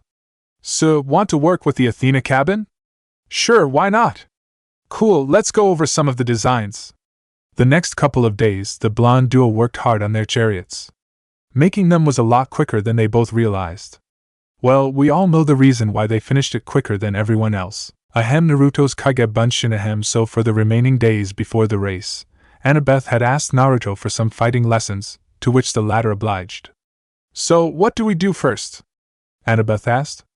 "Well, first we have to train your body. We'll do basic exercises." "Okay." The first exercise they did was some laps around the camp. The first lap they did was easy enough, but in the middle of the second lap, Annabeth started to slow down. Naruto thought that she would be gasping for air by the end of the first one, but Annabeth proved him wrong. The usual training at camp proved to aid them even just a bit. They went on like that for the rest of the morning. Naruto had Annabeth do the basic training exercise that he did at camp. They did some push-ups, sit-ups, squats, and the like. At the end of the routine, Annabeth felt her body give on her. She was exhausted from everything Naruto made her do. Though, he was already going easy on her. "Can you keep going?" Naruto asked Annabeth. "I should be able to," she answered. "We'll rest for a bit before we continue." Annabeth sighed in relief. She was trying to act tough in front of Naruto. "There's no need to push yourself too hard," Naruto said. "You'll get stronger." "I know. It's just, Never mind. I'll tell you next time." "Okay." An hour later, Annabeth and Naruto moved to the archery range. Fortunately, the archery class was over. The two blondes stood a few feet from one of the targets. "What are we doing here?" Annabeth inquired. "Wait and see," Naruto answered. From his pouch, Naruto brought out a kunai and threw it to the target. The knife hit dead center. Annabeth had stars in her eyes. "Naruto, that's amazing!" "Thanks." Naruto grinned. "Watch this." Naruto brought out 6 kunai. He suddenly disappeared. He appeared upside down a few feet above the ground with his arms crossed. He threw the kunai 2 at a time, which ricocheted from one another. When he landed, all of the kunai hit their mark, even the targets that were out of the way got hit in the dead center. "Wow! You're really good with the knives," Annabeth praised. "Not just with the knives," Naruto added. "I'm good with bows and basketballs too. Probably because your mother is Artemis." "Yep. So what do you want me to do?" "You're going to practice throwing the kunai." "Right. Annabeth picked up a kunai from Naruto's pouch which he left on the ground. Naruto showed her the proper way to hold the kunai and the proper stance when throwing just as they were taught in the academy. This is okay, knives are my specialty. I can do this, the daughter of Athena thought. Annabeth held the knife and aimed for the target. She let the kunai fly. The knife hit just outside the main circle. She frowned. She picked up another one. This time it was a little close. She was getting frustrated. She picked up yet another one. This one was worse than before. Arg! Annabeth stomped her feet. Relax, Annabeth. Naruto calmed her down. With a bit of practice, you'll get the hang of it too. Easy for you to say. You're her son, Annabeth argued. Naruto shook his head. Believe it or not, I didn't start out like this. Ask Irika-sensei. Was he your teacher? Yeah, he was one of the teachers in the academy who never gave up on me. I see. So, get your head up from the dirt and try again. All right. And so, Annabeth continued throwing until about 11 o'clock. I think that's enough training for one day, Naruto said. Oh, thank the gods. My arms are getting sore, Annabeth complained. Sorry about that. I didn't push you that hard, did I? Naruto asked with worry. No. I'm okay. You're doing fine. It's just that I'm not used to this kind of training, Annabeth said. You should see my friend Lee train. How hard does he train? He does everything we did so far, twice or maybe with 3 times the effort. Maybe even more than that. That hard, huh? Yep, check this out. Naruto removed one of the weights on his ankles. Try carrying that. Annabeth moved over and tried to pick up the ankle weight. She couldn't even budge it. Heavy, isn't it? Naruto asked. How can you move with that on your feet? Annabeth asked in turn. It takes some getting used to. The first time I wore it when I started training with Lee, I couldn't even move my feet, so they toned it down for me. Will you let me wear something like this too? Yep, I am planning to, but I don't think I would go to the extremes. Oh, thank the gods. They both chuckled. Well, that's our training done. Let's dry this sweat off and take a shower, Naruto said. Sure. Chapter 5, Attack of the Demon Birds? A satyr was standing in a dank cave, lit only by torches. The satyr was wearing a wedding that didn't fit him very well. The neckline kept falling off his shoulders, and a tattered veil was covering his face. He was staring in one corner of the cave. 2 boys appeared in the corner the satyr was staring at. The blonde struggled to hold in his laughter when he saw the satyr. Grover, when's the wedding? Not the time, Naruto. The other boy punched the blonde on the shoulder. What's going on? Grover's cheeks reddened a bit. Percy? Naruto? Can you hear me? From behind the boulder covering the cave, a monstrous voice yelled. Honey pie! Are you done yet? A little puppy barked in the corner. The satyr flinched. His voice changed to a falsetto. Not quite, dearest. A few more days. Bah! Hasn't it been 2 weeks yet? The monstrous voice asked. The puppy continued barking. And no, dearest. Just 5 days. That leaves 12 more to go, Grover stated in the falsetto voice. There was silence from the other end of the boulder. Only the puppy barking could be heard. Grover quietly tried to shush the dog. The dog complied and instead growled. The monster, who struggled to try to do the math, finally said, All right, but hurry! I want to see under that veil, hehehe. By the way, was that a dog I heard? No, Grover answered. It must have been the wind. The wind can bark? Of course it can. Oh. Okay. Hurry up with the veil, hehehe. After that, the monster left. Grover sighed in relief, then turned to the 2 boys he contacted. There was urgency in his voice. You have to help me. No time. I'm stuck in this cave. On an island in the sea. Okay, calm down, Grover. Where are you? Naruto asked. I don't know exactly, Grover answered. I went to Florida, and I turned left. Florida? Left? Percy asked in confusion. Grover didn't answer Percy. Instead, he further explained. You have to be careful. It's a trap. This is the reason no satyr has ever returned from this quest. He's a shepherd, you guys. And he has it. Its nature magic is so powerful it smells just like the great god Pan. The satyrs come here thinking they've found Pan, and they get trapped and eaten by Polyphemus. Polyvu? Percy asked again, getting further confused. Geez, Percy. P-L-Y-P-H-E-M-U-S. Naruto emphasized each syllable so the son of Poseidon could understand. He's that Cyclops from the myths. Grover nodded to that. Yeah, him. I almost got away. I made it all the way to St. Augustine. But he followed you? Percy asked, starting to get on the same page. And you got trapped at the bridal boutique? Right. Grover answered. My first empathy link must have worked back then. But you were busy running for your life to notice. Naruto deduced. Yeah. Grover answered. Look, guys, this dress is the only thing keeping me alive right now. He thinks I smell good, but I told him it was just goat-scented perfume. Thank goodness he can't see very well. His eye must have not healed yet from the last time. Naruto muttered. But it's only a matter of time. He will want to marry me soon. He's starting to get impatient. We'll come to get you. Naruto promised. Percy nodded at Naruto's statement. Where will we find you? In the Sea of Monster, of course. Grover answered. Roll credits. The Sea of WH. Percy tried to say. Got it. Naruto said. The son of Poseidon looked at him oddly. Thanks, guys. Sorry I had to do the empathy link. It was the only way I could contact you. Our emotions are connected now. If I die, no, you won't. Naruto reassured the satyr. We'll come for you. By the way, was that really a dog? Naruto asked. Yep, he found me back at.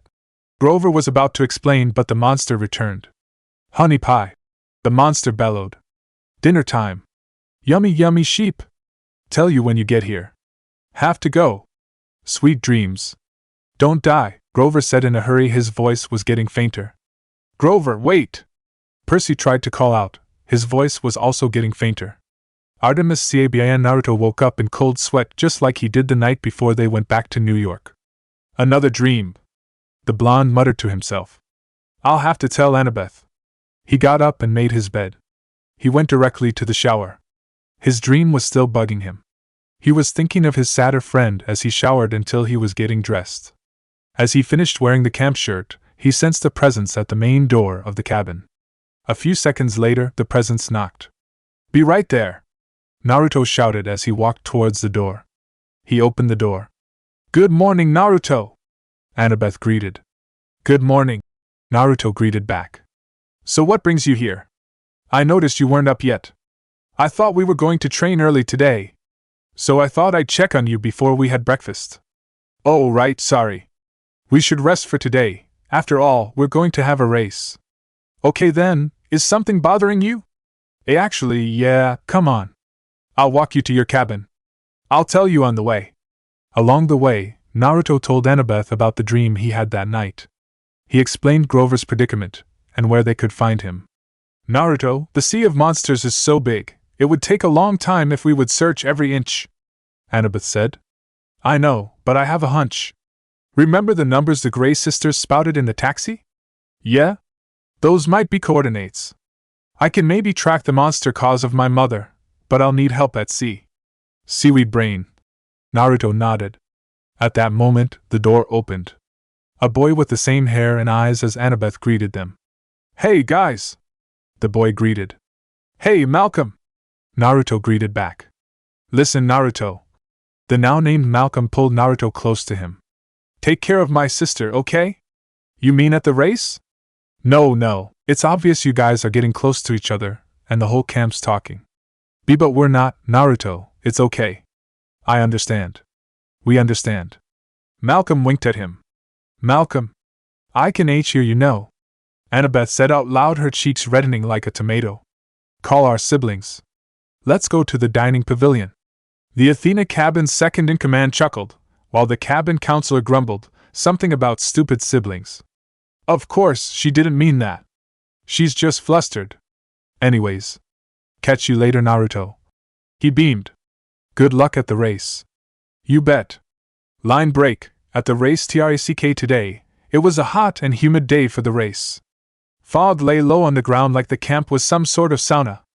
Oddly enough, there must have been 1,000 birds roosting on the trees, fat, gray, and white pigeons that didn't coo like regular pigeons. Instead, they made some annoying metallic screeching sound. The racetrack was built on a grassy field between the archery range and the woods.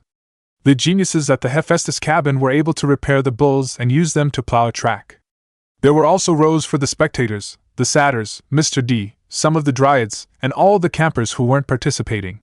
Oddly enough, Mr. D had woken up to watch the race. According to him, since Chiron wasn't there to play pinochle with, there wasn't anything to keep him busy at this torturous camp, so he'll take any entertainment he can get. Another odd thing was Tantalus wasn't there. The campers positioned their chariots on the track as they waited for the activities director. Charles Beckendorf led the Hephaestus team onto the track. Their chariot was made of bronze and iron, even the horses, which were magical automatons like the Calchas bulls.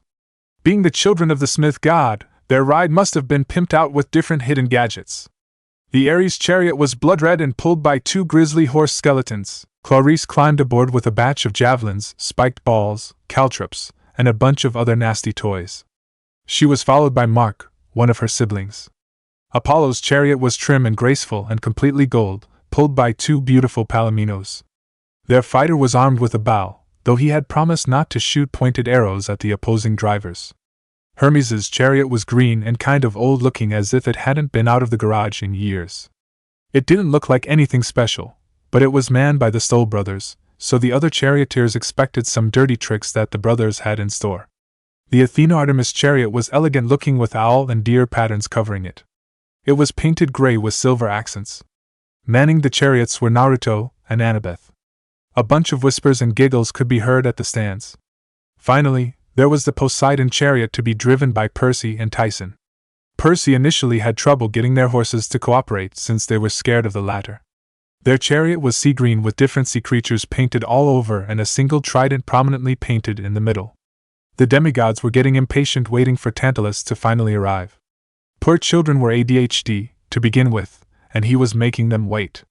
The charioteers were complaining to Mr. D to start the race without him, but the camp director insisted to wait for Tantalus. Percy took a chance to talk to his friends. He too was bothered by Grover hijacking his dream.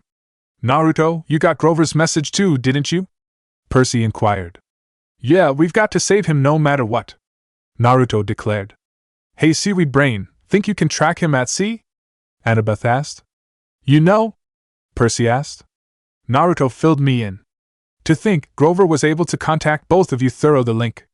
That crafty satyr," Annabeth commented. "We've got to get a quest. And if Grover's really found that thing, we can save camp to boot," Naruto said. "What are we talking about?" Percy asked. Annabeth ignored him. Maybe 'cause he was still mad at him. "We must win this race. It might get us in the good graces of Tantalus." "Right," Naruto agreed. "Not if we beat you," Percy declared. "Remember, my dad created the horses." "Is that a challenge, water boy?" Naruto said, getting competitive. "But Aunt Athena created the chariot, so you're only got half the advantage." "So do you," Percy countered. "Oh yeah, water boy. Think that advantage would help you?" Naruto challenged. "Yeah, with that dingy thing you made," Percy countered. "Hey," Annabeth complained.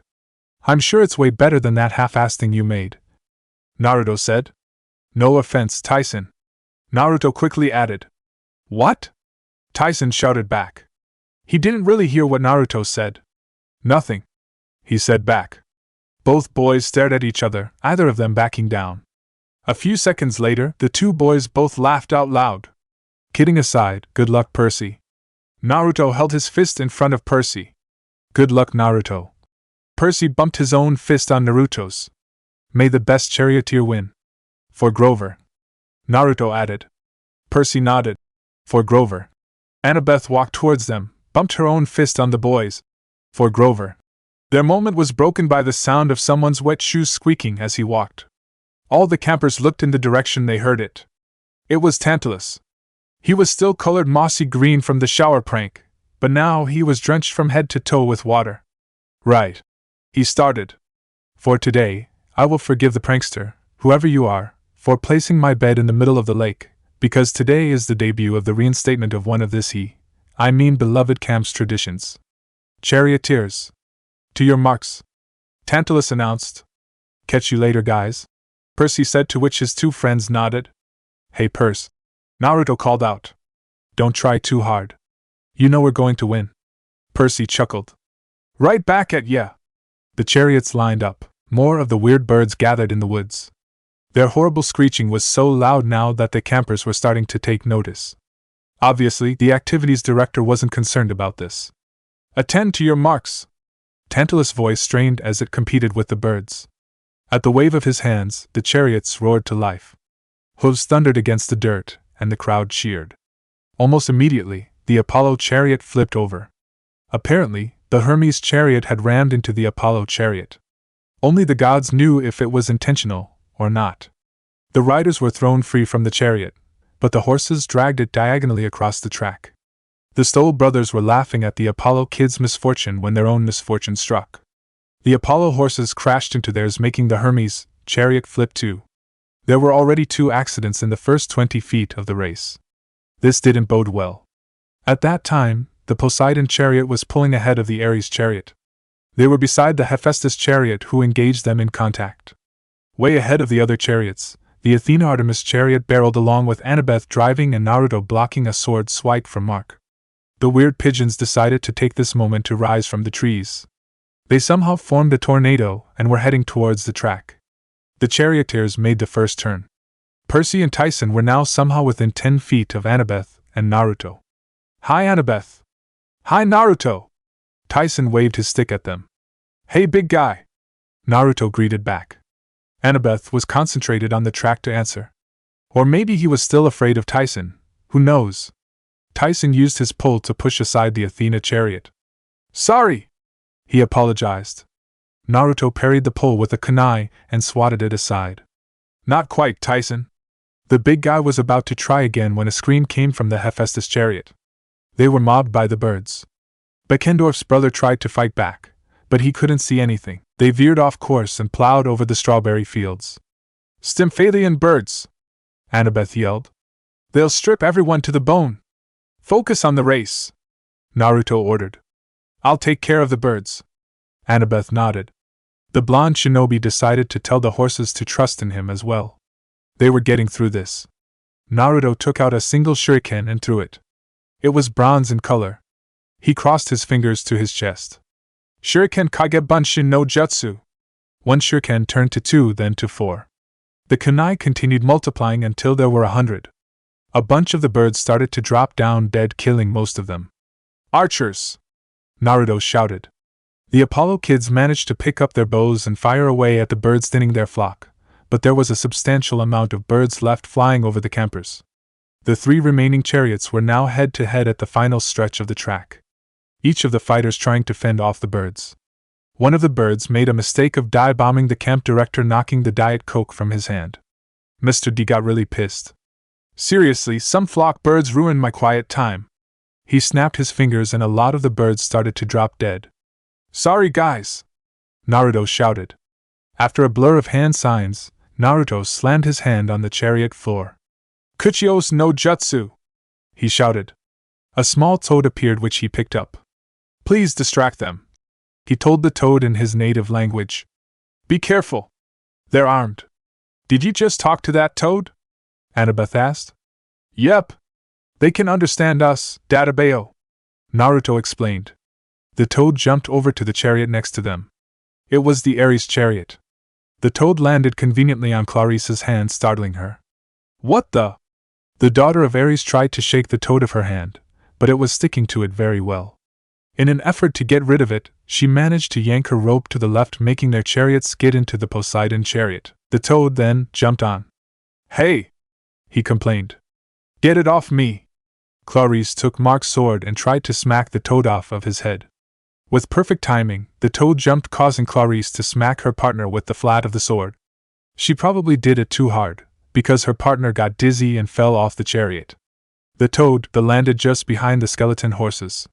It turned to Clarice and sprayed some water on her, causing her to fly off the chariot. That left the toad to deal with the horses. Meanwhile, with the 2 remaining chariots, the finish line was getting close. The Poseidon chariot was beginning to pull ahead when the toad from earlier jumped into their chariot, startling Tyson. He threw quite the fit, jumping up and down. This made their chariot tip over just in time for Athena's chariot to break the ribbon crowning them the winners. With the race done, Naruto jumped off his chariot getting ready to finish off the stragglers. "Katon, Gokakyu no Jutsu!" he shouted and blew a large fireball, scorching most of the birds that the Apollo kids weren't able to hit. It was only a matter of time for them to finish off the rest. "Bravo!" Tantalus said when he saw that the race was finished after chasing some food. "We have our first winners!" "Yes, well, hurrah and all that!" Mr. D said, the boredom still in his voice. He awarded golden laurels to Naruto and Annabeth.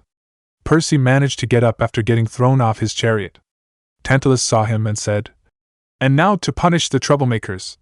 While he was busy looking at Percy, Naruto threw one of the birds at him without him knowing.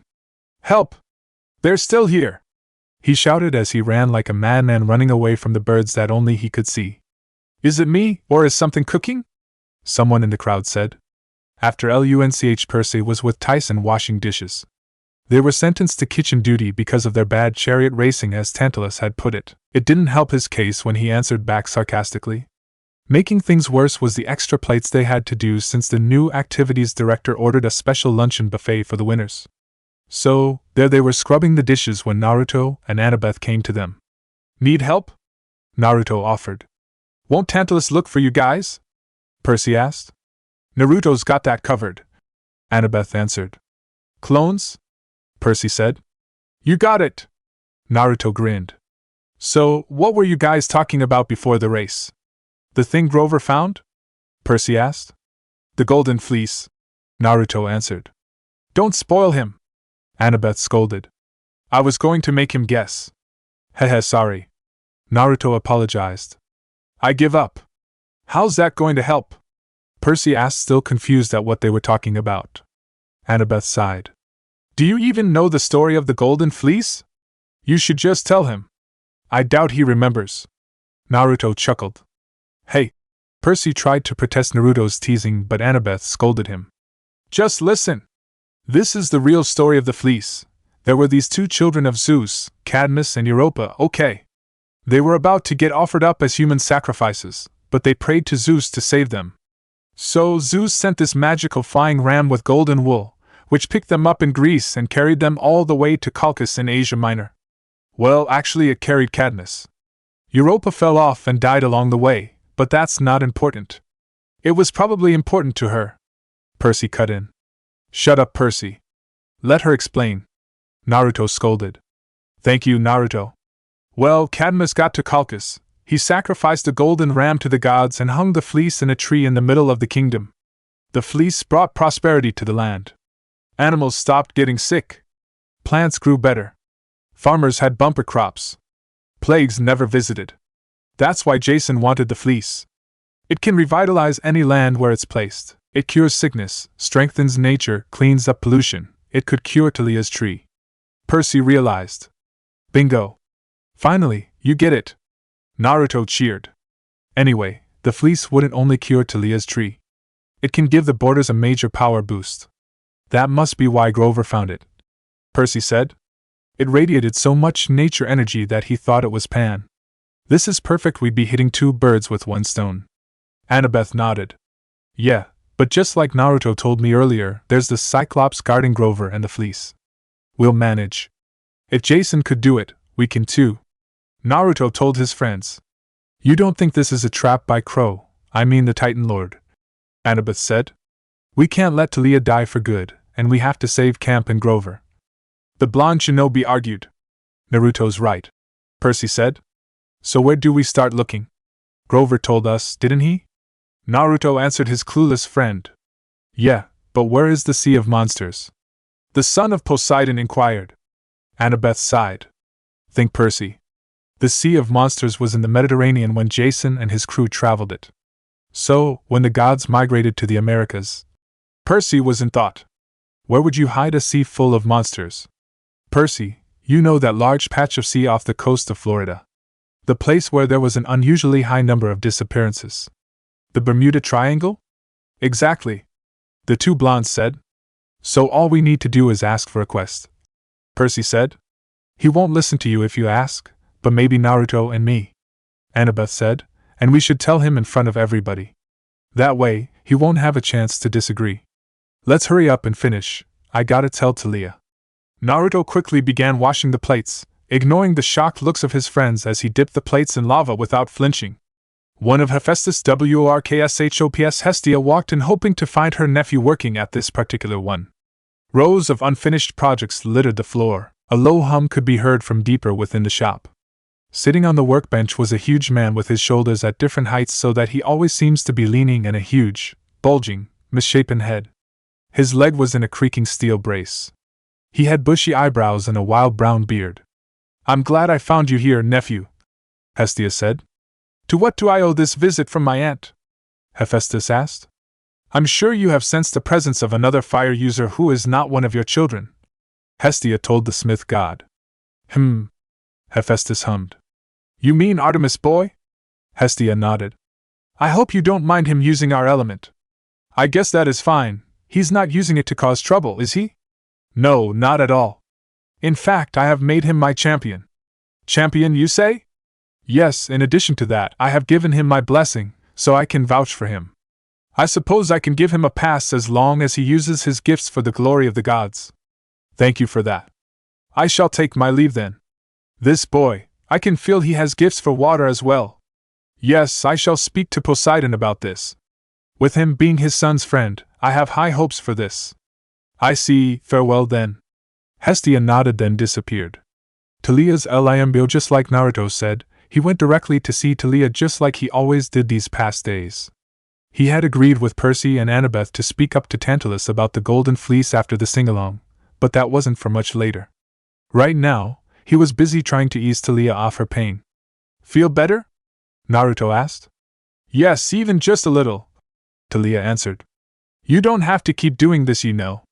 If it's for my friend, I'd gladly do it over and over. The daughter of Zeus smiled. So, I heard you won the chariot races. Yep, but not without the demon pigeons attacking. Sorry about that, if only I could. Naruto cupped her cheek. Shh, it's not your fault. It's the poison's fault, thank you. Talia held on to Naruto's hand. There was silence after that. Guess what? Naruto spoke up.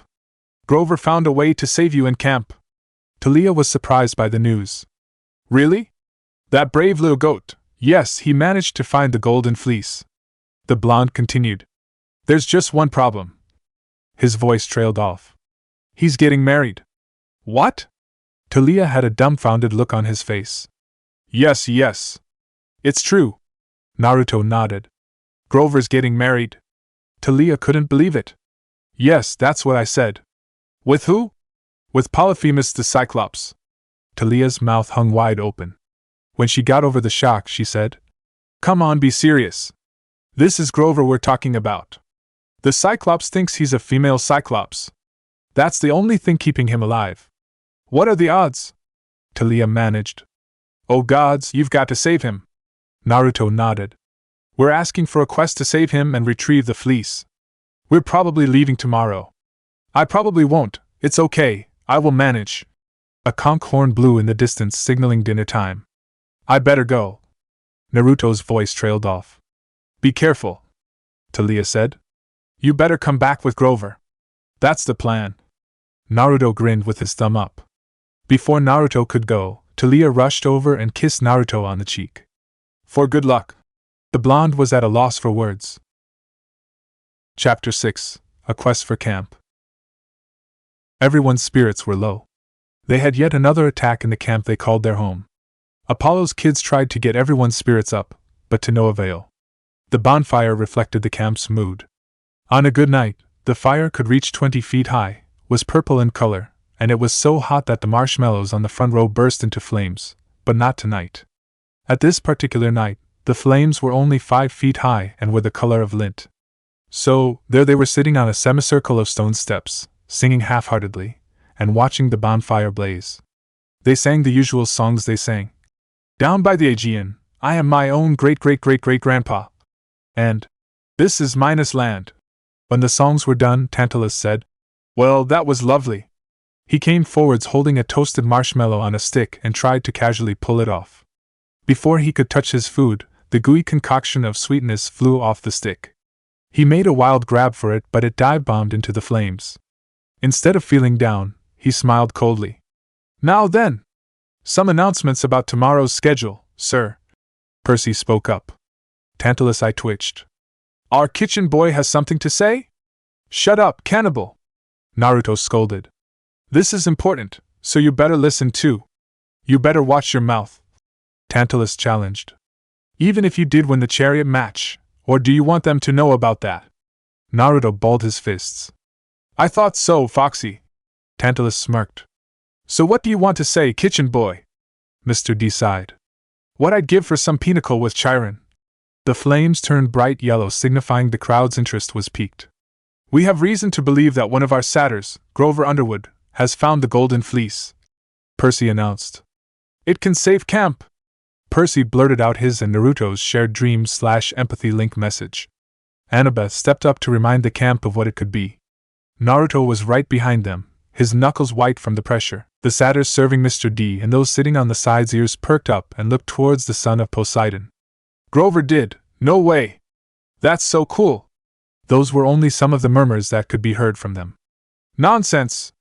Tantalus shot him down. The camp doesn't need saving. Everybody stared at him until he got uncomfortable. Besides, he quickly added, if that goat really did find the fleece, why won't he bring it here? Because he got captured, Percy stated. The satyrs gasped in shock. So you kids want to go and rescue your friend and get the fleece, huh? Tantalus smirked. The Sea of Monsters is hardly an exact location. How would you know where to look? 30, 31, 75, 12, Percy said. They're the coordinates. Annabeth explained further. 30 degrees, 31 minutes north, 75 degrees, 12 minutes west. That'd be somewhere in the Atlantic, off the coast of Florida. We need a quest. Okay, you guys know where to go. Big deal. It still isn't Nice, you. This time Naruto snapped. He charged forward, grabbing Tantalus by the scruff of his shirt. If you are really doing your job, you would know that the camp needs saving or are busy chasing donuts to notice. Oh, the QB brat is getting angry. Tantalus taunted. What are you going to do? Unleash you prisoner on me? Naruto growled. This time his voice sounded like two people were talking in one body. Oh, you don't know the half of it. He raised Tantalus a few inches off the ground. Naruto! Annabeth called out, calming the boy.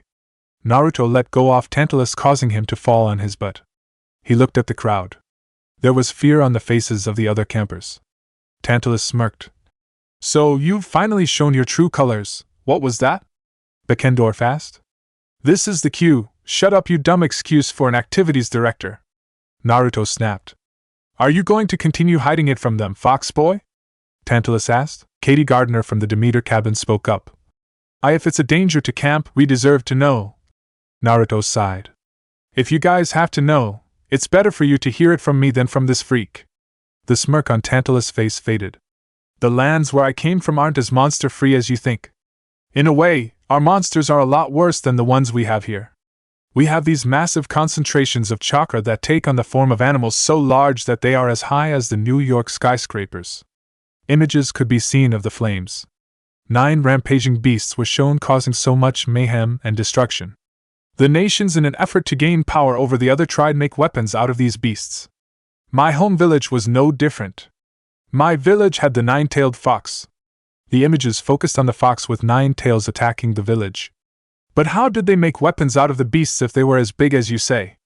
Someone in the crowd asked. By sealing them into humans. They were called Jinchuriki, or in this world's tongue, power of a human sacrifice. The crowd gasped. 14 years ago, the fox was somehow released into the village. Saying it caused havoc was an understatement. Many shinobi died trying to defend the village. The flames gained a scary shade of purple. My dad, the 4th Hokage, faced the beast head-on by himself, but not without costing his own life. Before died, he decided to seal the fox into another human to subdue it, but he couldn't ask just anyone to be the sacrifice. In the end, he decided to seal it inside of his own son. So, who did he seal it into? One of Hermes' children asked. It's obviously him. Get on the same page. One of Athena's kids answered for the blonde. I understand if you will hate me from now on. Naruto continued. I won't hold it against you. The fate of a Jinchuriki does entail fear and hatred. Now you know what I am. It was nice hanging out with you guys. Well. Tantalus tried to get in the last word. Who here says we make this monster useful? There was silence. I take that as a yes, he said. I assign a quest to the demon fox boy, and I shall assign one of you to accompany him, and make sure he does not betray the camp. Fine, do what you want. Naruto relented. Whoever this child eater chooses, meet me at the big house. The blonde walked out after that. Okay, you heard the monster. Tantalus turned to the crowd. Who here wants to accompany that thing on the quest? Percy volunteered. We'll go. No way. Clarice complained. You had your chance, Summer. Yeah. The Ares cabin shouted at the son of Poseidon. Perhaps you are volunteering, Ms. Laru? Tantalus asked. And me? She answered with a question. Yeah. Show that Jackson kid how it's done. Her siblings encouraged. Wait a minute, the dream came to me. Percy tried to protest. He was quickly shot down by one of Clarice's siblings. You just want to be in the spotlight again. Yeah. Another one agreed. Sit down. Clarice gained the confidence to speak up. I shall accompany Naruto on the quest. At the big house. Here goes nothing. Naruto mumbled to himself. He pulled down the stairs that led to the attic and climbed up. I'm gonna kill that water boy later, he thought to himself. Why didn't he warn me about this? The attic was filled with memoirs of Greek heroes of the past. There were armor stands covered in cobwebs, rusted shields that were once bright bronze, old leather streamer pants plastered with stickers saying Ithaca, Circe's Island, and Land of the Amazons. One long table was filled with preserved parts of monsters, claws, eyes, a giant snake head, a full set of shark teeth, you name it. On one side of the room was hung a pink scarf that looked familiar. It was one of the newer displays in the attic. There was a tag attached to it. Scarf of APHRODIT recovered at Waterland, Denver, Colorado, by Percy Jackson and Annabeth Chase. Naruto hummed. Those two brought it home, huh? After reminiscing on their first quest together, the blonde decided to leave the scarf alone and continue on to the oracle. It wasn't hard to find the oracle. Percy had described it to them last year, but Naruto wasn't prepared for what happened next. By the window, there was a mummified human female body sitting on a wooden stool. She was wearing a tie-dyed sundress, lots of beaded necklaces on her neck, and a headband over her long black hair. The skin on her face was thin and leathery over her skull, and her eyes were glassy white slits. As soon as it got sight of Naruto, her marble eyes lit in green light. Her mouth opened, pouring thick green mist that coiled into thick tendrils hissing like 20,000 snakes. Inside the blonde's head, there was a voice speaking. I am the spirit of Delphi, speaker of the prophecies of Phoebus Apollo, slayer of the mighty Python. Approach, seeker, and ask. Naruto released a breath he didn't know he was holding. He had acquired a phobia for snakes ever since Orochimaru hijacked their Chunin exams not so long ago. What is my destiny? He managed. The smoke curled even more thickly, collecting in front of him. Suddenly, Hiruzen Sarutobi, the late third Hokage, appeared right in front of him. His eyes were glowing green and the smoke from his pipe swirled more green mist. You shall sail the iron ship with warriors of bone. The mist swirled beside the blonde, revealing his old teammates. Sakura grabbed his shoulder, making him look at her. Then she opened her mouth. Into the grasp of death you shall be thrown. Sasuke spoke behind him. He turned to look at him. Aid shall arrive from those of your own. Kakashi walked to and knelt in front of him. But one of the crew will be entombed in stone. The images vanished and were replaced by Grover's image. Only united will you find what you seek, but only one may succeed. The image of his sadder friend retreated to the mouth of the mummy. After that, her mouth shut tightly as if it didn't open his mouth before. The blonde was stunned. He understood why his friend had to hide parts of the prophecy. Grasps of death, huh? He said to himself. He decided to push that in the back of his mind. He knew that prophecies had double meanings. He will have to cross that bridge when he gets there. He descended the building. As he requested, Clarice was waiting for the quest leader to get his prophecy. What did you call me for? Clarice inquired. Just you, huh? Naruto said. I thought a quest normally had 3. You know Tantalus. Clarice shrugged. He doesn't play by our rules. Now quit stalling. What did you call me for? Pack your bags. We're leaving tonight. Naruto said as he started walking. What? Why? Can't this wait till tomorrow? The sooner we head out, the sooner we can save the camp. Alright then. Naruto was a little ways away from her when she called out. Hey, Blondie! Yeah? Naruto turned to look at her. You don't want to face them, do you? Naruto looked down. Give them time, Clarice said. The blonde looked up with a smile on his face, and then he nodded. Deep UNDRWATR somewhere beneath the ocean, in the depths beyond Poseidon's sphere of influence, there lay a giant cavern. In that cavern, 4 giant rock pillars jutted from the ocean floor. In the center of the underground cavern, there was a massive humanoid figure wrapped in celestial bronze chains. A hooded figure approached the monster. The figure swam up to the chain holding the humanoid monster's hand. He then slashed the chain with a sword. The chain withstood the strike, glowing with green energy, the color of the sea. He frowned. He swam a few feet back, then pointed her sword at the chain. The blade hummed with energy. A beam of pure energy fired from the tip of the sword, which fired onto the chain, causing an explosion. The humanoid monster's eyes snapped open. Its hands tensed and started to tug at the chains. The cracked one gave way, freeing the monster's hand. The monster let out a massive roar that shook the entire cavern. Its free hand easily crushed the chains holding its tentacles. Once free, they moved to tug at the chains holding its other limbs. In time, the large humanoid monster was able to break free. It rammed itself into the cavern wall. The cavern crumbled from the force. Nearby, an Atlantean soldier was swimming by, patrolling the area. The dolphin's eyes widened when it saw the rubble. Getting concerned, it swam towards the wreckage, but a look of horror flashed over on its face. There was nothing left in the cavern but a huge crater. Camp Half Blood Naruto was waiting near the hearth of the camp. He wore his flak jacket today, and his headband was tied. Seeing the people he once loved spout the words of the prophecy to him made him reminisce about home. To add to that, he was thinking about how the other campers felt about him. Suddenly, a little girl walked out of the flames. Something on your mind? The little girl asked. Oh hey, Lady Hestia. Naruto greeted. Just thinking about my home. Which one? Hestia giggled. Both maybe. Naruto answered. The oracle showed me my old friends. And with the new ones now, you told them already? Naruto nodded. I see. As your partner had said, the camp just needs time to process all of this after your outburst. They're probably afraid of me now. They will be at first, but they will understand. After all, you demigods are seen as problems in society, although not as bad as your, situation. Thank you, Lady Hestia.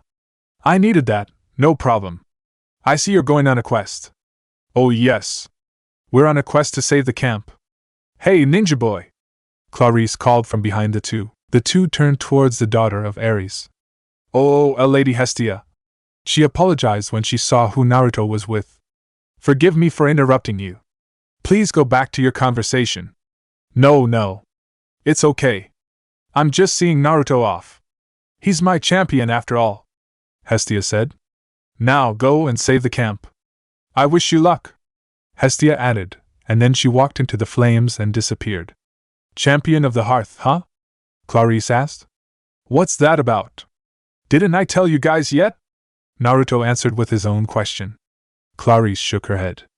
Oh, well, that's not important right now. Are we all set? Naruto said. As ready as we'll ever be. So, how'll we get to the Sea of Monsters? The prophecy said we'll sail an iron ship. How will we get an iron ship? Maybe my dad could help. Let's go! The two made their way to the beach. The blonde still doubted how the daughter of Ares would provide a ship. So how will we summon an iron ship? Naruto asked. Just be quiet and wait, Blondie. Clarice scolded. There was some grumbling from the blonde, something about being ADHD and Clarice being a baka, or something like that. The daughter of war ignored the blonde. Instead, she closed her eyes and prayed to her father. Just then, the water bubbled and a large ironclad warship suddenly rose. Whoa, how did you do that? Naruto asked. I just prayed to my dad for assistance. The spirits of the losing side of war owe my dad a tribute. That's their curse for being defeated. So here we are, Clarice explained. But couldn't he give us something from World War II at least? Just be grateful, Naruto said. It's probably 'cause I'm here. He still must be pissed from the last time we had the scuffle. Oh, right, that. Oh, well, at least we got something. One of the Confederate soldiers, the one that looked to be the captain, approached the duo. Madame Clarice and Sir Naruto, welcome to our ship. We shall be your crew. Let's go. Clarice called his friend. Naruto looked back at the camp. What are you waiting for, Blondie? Your girlfriend? The blonde's face turned red. She's not my yeah. It's not like it's obvious to the whole camp. Just hurry up and board. She'll be fine as long as she won't do anything stupid. You're right. Coming. And so, the party from camp boarded the ship called the CSS Birmingham. The captain showed them around the ship. They were shown the bunker, the boilers and engine which didn't look too good, the pilot house, the powder magazine, and the gunnery deck which Clarice immediately took a liking to. Finally, they were taken to the rooms so that they can rest for the night as the ship chugged to their destination. Line break. As the crew of the CSS Birmingham rested for the night, the blonde ninja in the group had another dream from his dear friend. Naruto dreamed of the cave. It was the same cave that he had dreamt of all those days ago. A satyr wearing a soiled wedding dress sat on a loom, madly unraveling the threads of the unfinished bridal train. It was Grover. Honey pie! The monster shouted from behind the boulder covering the entrance. Grover yelped and began weaving the threads back together. The room shook as the boulder was pushed aside. Looming in the doorway was a cyclops that must have been 15 feet tall. He was so tall that he dwarfed their friend Tyson in comparison. He had jagged yellow teeth and gnarled hands as big as a human. He was wearing a faded purple t-shirt with the words World Sheep Expo 2001 plastered on it. His enormous milky eye was scarred and webbed with cataracts. What are you doing? The monster demanded. Oh, nothing, Grover said in a falsetto voice. Just weaving my bridal set, as you can see. The Cyclops palmed the walls of the room, trying to find his way to the loom in the middle of the room. He felt at the cloth. It hasn't gotten any longer. Nonsense, dearest. I have added at least an inch. Too many delays, the monster bellowed. Then he sniffed the air. You smell good. Like goats. Oh. Grover forced a weak giggle. Do you like it? It's eau de chèvre. I wore it just for you. The Cyclops bared his pointed teeth. Good enough to eat. Oh, you're such a flirt. No more delays. But dear, I'm not done. Tomorrow. No. 10 more days. 5. Oh, well, 7 then. If you insist. 7. That is less than 5, right? Certainly. Oh, yes. The monster grumbled, still not happy with his deal. But he left Grover to his weaving and rolled the boulder back into place. Grover closed his eyes and took a shaky breath, trying to calm his nerves. Hurry, Percy, Naruto, he muttered. Please. Then the dream changed. It was night time. Naruto saw a young Annabeth looking for her friends. She was cowering in a corner, her dagger was in hand. She's a cute little kid, Naruto thought. He approached the little girl. Hey kid, what's wrong? I don't know, she managed. A voice came in from inside the warehouse close to them. It was eerily the voice of Mr. Chase, Annabeth's dad. Something tells me that's not your dad, huh? Naruto said. All Annabeth could do was nod. Stay here, okay? I'll come back for you, Naruto told the little Annabeth. Naruto raised his right hand in a half-rammed seal, and he disappeared, startling the girl. He then entered the warehouse, skulking around like nobody was there. Inside the warehouse, aside from the container vans and other junk, he saw a Cyclops looking for something. Further inside, there was a huge cauldron of boiling soup. Right above it, there were 3 kids tied by a rope. Come on out, Annabeth. Let's go home together, the Cyclops called out. Naruto took out a kunai and sighed. That's a pretty good skill for Cyclopes, he said to himself. But I gotta kill ya! Come on, oh! A celestial bronze kunai sprouted from the Cyclops' abdomen. The monster crumbled into golden dust. You can come out now! Naruto called out. The scared little Annabeth came out of her hiding spot. Is it over? She croaked. Yep, Naruto grinned. Let's get them down. The next day, Naruto woke up with a start. He heard Clarice knocking at the door. Yo, ninja boy! Breakfast's ready at the mess hall if you're hungry. I'll be right there, he replied. Naruto got up from the bed and went to freshen up. He made it to the mess hall to find Clarice munching on some bacon and eggs. He decided to dig in. It was no ramen, but he still had to eat. After breakfast, they were on the deck. The blonde was bored as hell waiting to get to their destination. "Are we there yet?" Naruto asked. "Obviously, not yet, Blondie," Clarice answered. "I'll hit you if you keep asking that. But can you blame me, though? I mean, we are demigods," Naruto reasoned. "Yeah, even so, go find something to do," Clarice ordered. "But there's nothing to do." I know. Our fight on your first day at camp, is that a challenge?" "Yeah. This time no using that clone thing." "Fine. Come at me." Clarice dropped what she was holding and charged the blonde, aiming a punch at his head. It was easily blocked by the blonde. Naruto twisted his body, aiming a kick to the daughter of Ares' head. She ducked the kick and headbutted the blonde's midsection. He was able to twist in the air back upright, and he landed on his knee. "Nice dodge," Naruto praised. "I'm just getting started." Clarice smirked. Clarice rushed the blonde. Naruto easily sidestepped another of Clarice's punch, and he aimed one of his own on her midsection. The daughter of Ares grunted from the hit. Not giving her time to recover, the blonde sent a jab of his own aimed at the girl. The girl was disoriented, but she managed to send a punch to the blonde's chest. Naruto caught her arm and flipped her. She landed flat on her back. Clarice tried to get up, but Naruto flipped to sit on her Annabeth to subdue her. The blonde's fist was mere inches from her face. They were like that for a few seconds. Then, Clarice's face flushed. "Why you can get off of me now, Blondie?" Naruto realized what was happening, and he flushed too. Sorry," he apologized. He promptly stood up, his face was still red. "Not one word of this, Blondie," Clarice warned. "Especially not in front of your girlfriend. I told she's not." Naruto was about to protest, but his senses opened up, registering a monster nearby. "Hold that thought." He paused. "Prep your weapons." Clarice grinned. "Monsters?" The blonde nodded. The daughter of war ran towards the gunnery deck. They were near a swampy area. A little farther, they could hear some fighting. "Fire!" a familiar voice said. "We need fire!" "Is that who I think it is?" Naruto muttered. "Oh gods, please don't make it be them! No hitting my friends!" Another familiar voice shouted. "Captain? Head over, in that direction!" Naruto pointed to the direction of where he heard the fighting and yelling. Line break, Percy, Annabeth, and Tyson inched backwards, slowly avoiding acid splashes and deflecting the heads. Then, a strange sound, a chug-chug-chug, permeated the surroundings. Everything shook. "What's that noise?" Annabeth asked. "Steam engine," Tyson answered. "What?" Percy shouted through the noise. From the river behind them, Clarice shouted. "There! Prepare the 32-pounder!" The three didn't dare look away from their enemy. "They're too close, milady," a gravelly male voice said. "Damn those idiots," Clarice said. "Full steam ahead. I'll get them," Naruto shouted. "Right." Clarice nodded. "Fire at will, Captain." "Aye." "Get down," Naruto warned. "And Naruto," the three demigods shouted as they saw the blonde. "You!"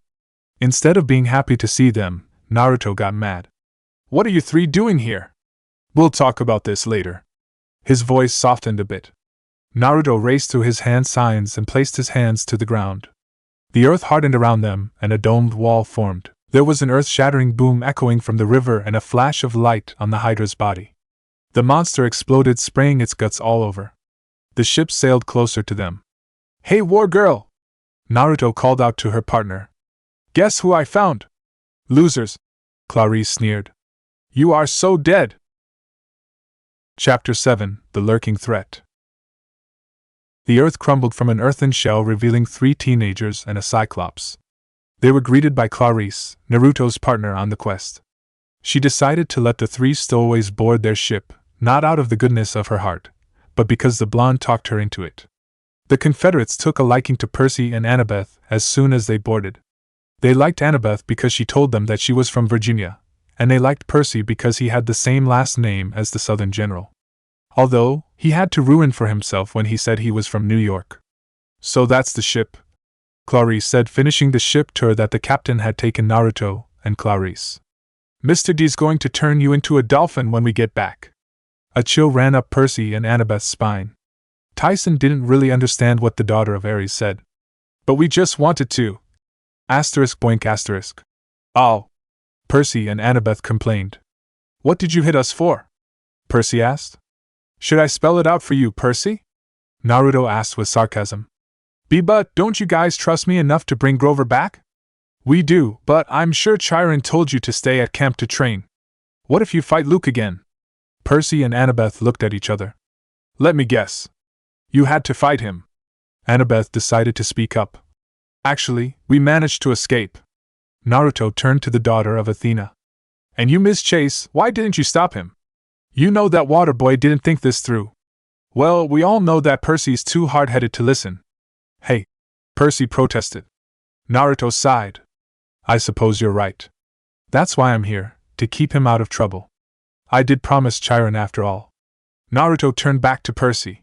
You haven't met my sensei, yet you keep his most important lesson to heart. What's that? Percy asked. Whoever breaks the rules are scum, but those who abandon their friends are worse than scum. Percy and Annabeth smiled. He sounds like a good teacher. Annabeth said. Oh, he was terrible. Naruto explained.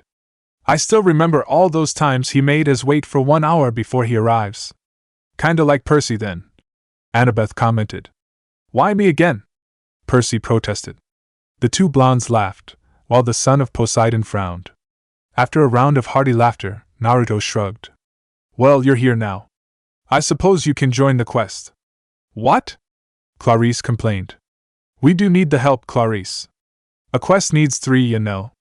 Naruto explained. You do want the quest to succeed, right? Fine. The daughter of Ares relented.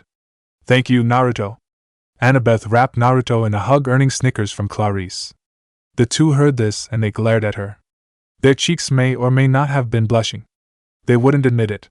Fireball, Tyson said, breaking them from their staring contest. What did you say, big guy?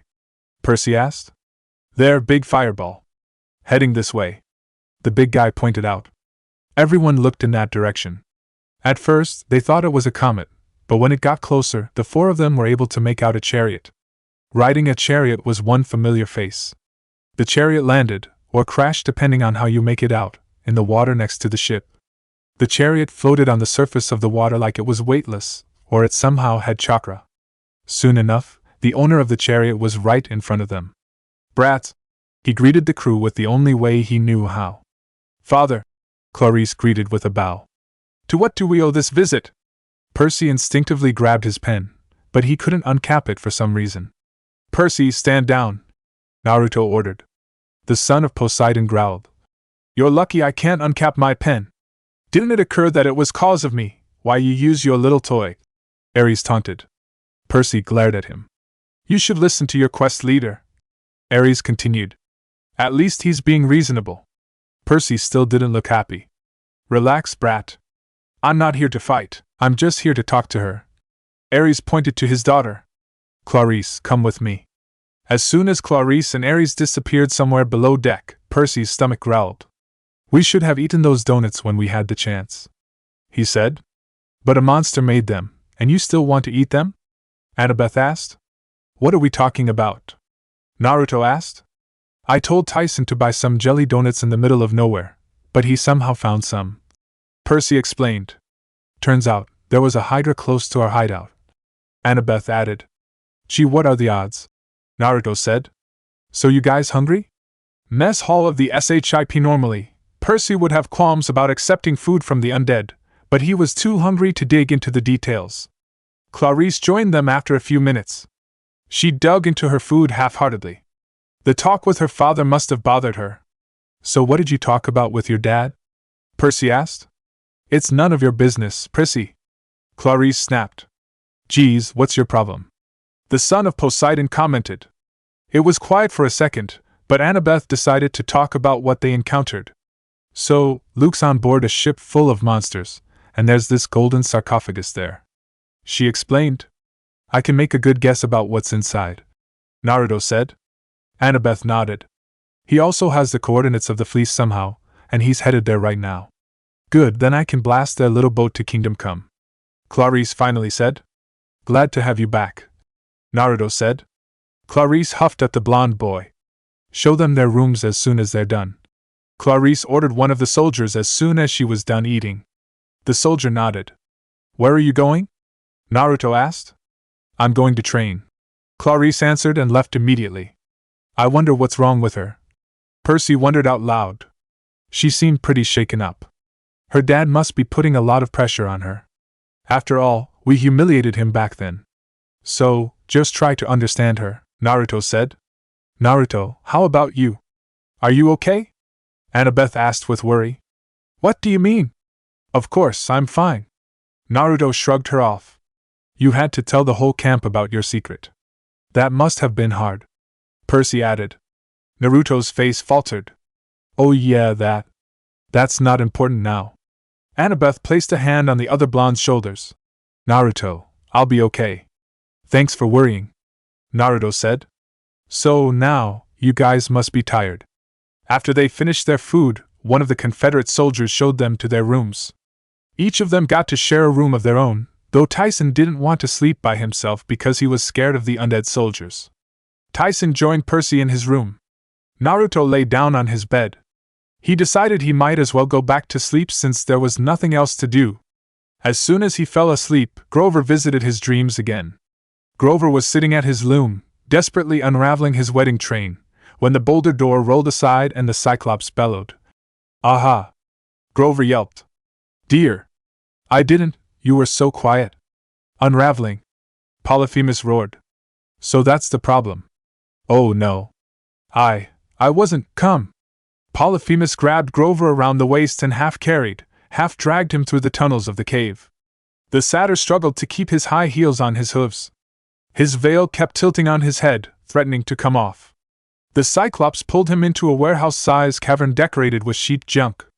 There were a wool-covered lazy boy recliner and a wool-covered television set, crude bookshelves loaded with sheep collectibles, coffee mugs shaped like sheep faces, plaster figurines of sheep board games, and picture books and action figures. The floor was littered with piles of sheep bones, and other bones that didn't look exactly like sheep. They must have been the bones of satyrs who'd come to the island looking for Pan. The Cyclops set Grover down only long enough to move another huge boulder. Daylight streamed into the cave, and Grover whimpered with longing. Fresh air.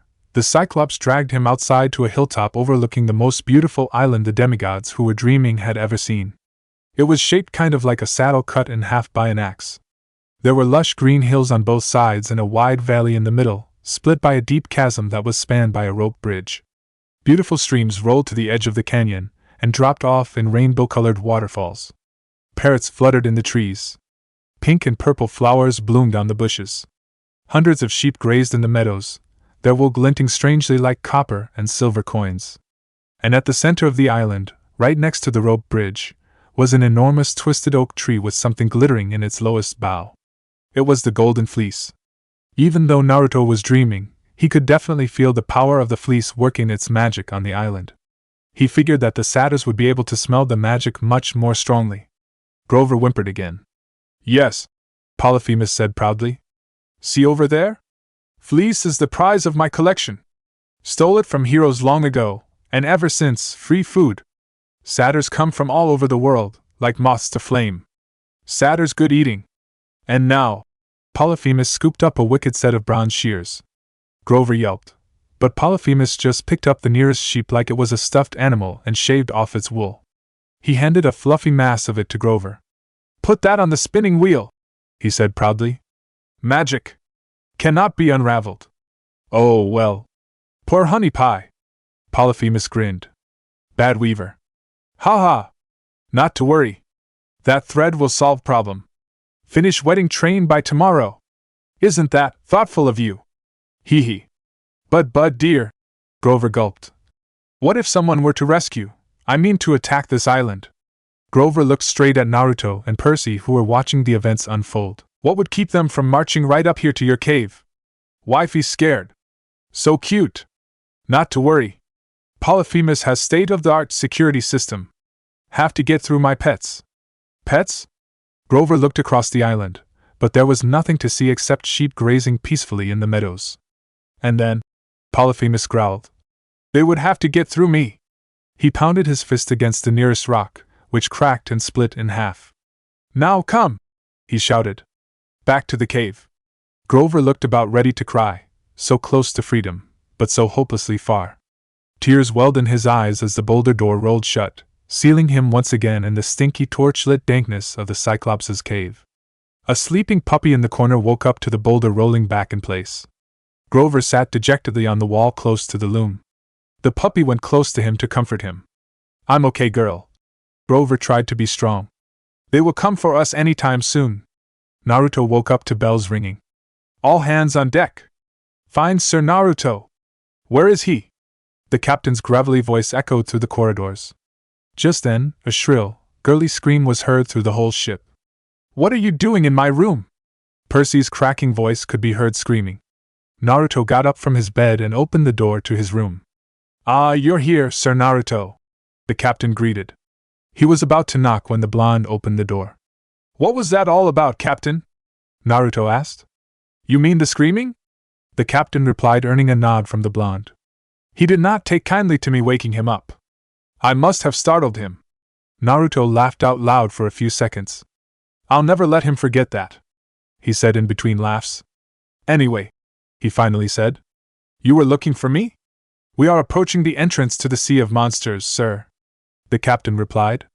"Your friends are already above." Naruto nodded. "Let's go." On DCK the sky was overcast. The air was hazy and humid, like the steam from an iron. Clarice was looking through the binoculars he had gotten from one of the soldiers. Tyson had a worried look on his face.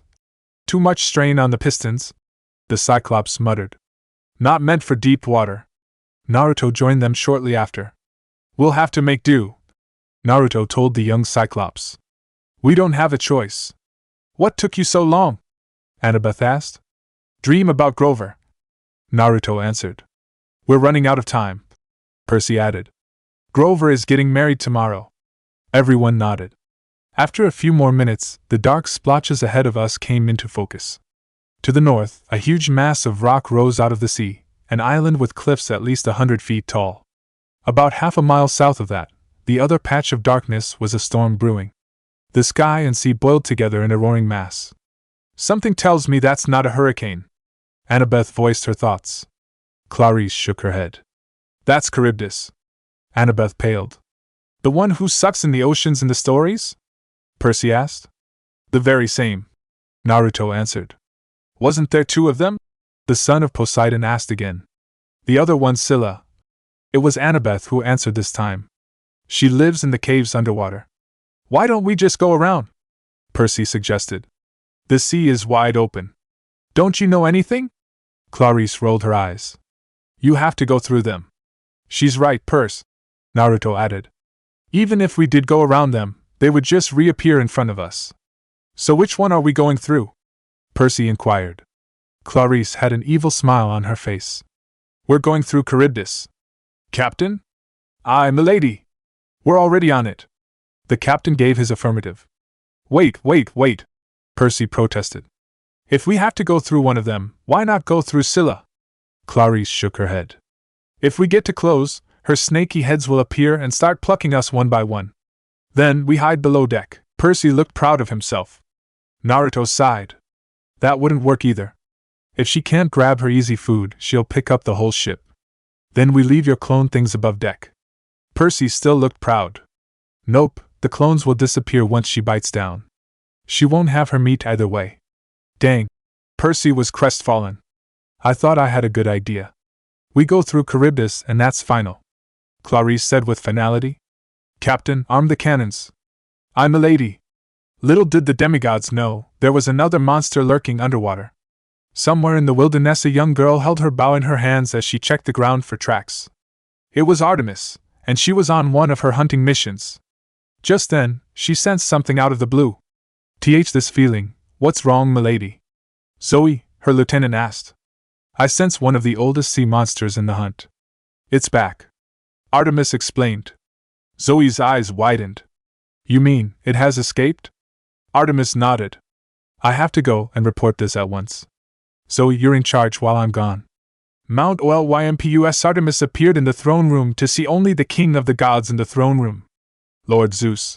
Artemis greeted. What is it, Artemis? The king of the gods asked. I have sensed one of the great sea monsters has broken free of its chains. Artemis explained. Poseidon appeared next to Zeus sitting on his throne. Brother, Poseidon said. I'm sure you have sensed by now. Yes. Zeus nodded. But how? He was in your jurisdiction, and yet it had escaped. The culprit had snuck in right under our noses. Nobody had sensed him enter the premises of his prison.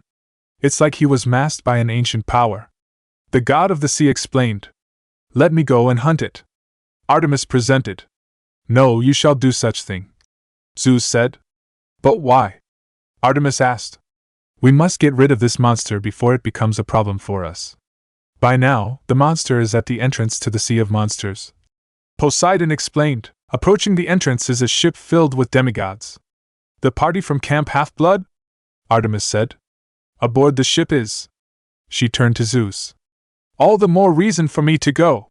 No, you know the ancient rules. We must not interfere with the lives of the demigods, Zeus said with finality. Artemis growled. Fine, I just hope you will get through this, my son. SEA of MONSTRS. The CSS Birmingham drew ever closer to the Charybdis. The sound of the monster got louder and louder. It sounded like a horrible wet roar, like the galaxy's biggest toilet being flushed. Every time she inhaled, the ship shuddered and lurched forward. Every time she exhaled, the ship rose in the water and was buffeted by 10-foot waves. Percy, can you control the water? Naruto asked the son of Poseidon. Percy closed his eyes and tried to concentrate. A frown appeared on his face. The water didn't respond. I can't, he said. Too much interference. I can't focus properly. We need a backup plan, Annabeth said. This isn't going to work. Behind the ship, a silhouette 3 times as large as the ship swam by. Percy and Naruto perked up, sensing the newcomer. Annabeth noticed the change in expression of the two. What is it? She asked. There's one more, Percy answered. Something big, Naruto added. What are you idiots talking about? Clarice asked. She was answered by a loud roar from the back of the boat.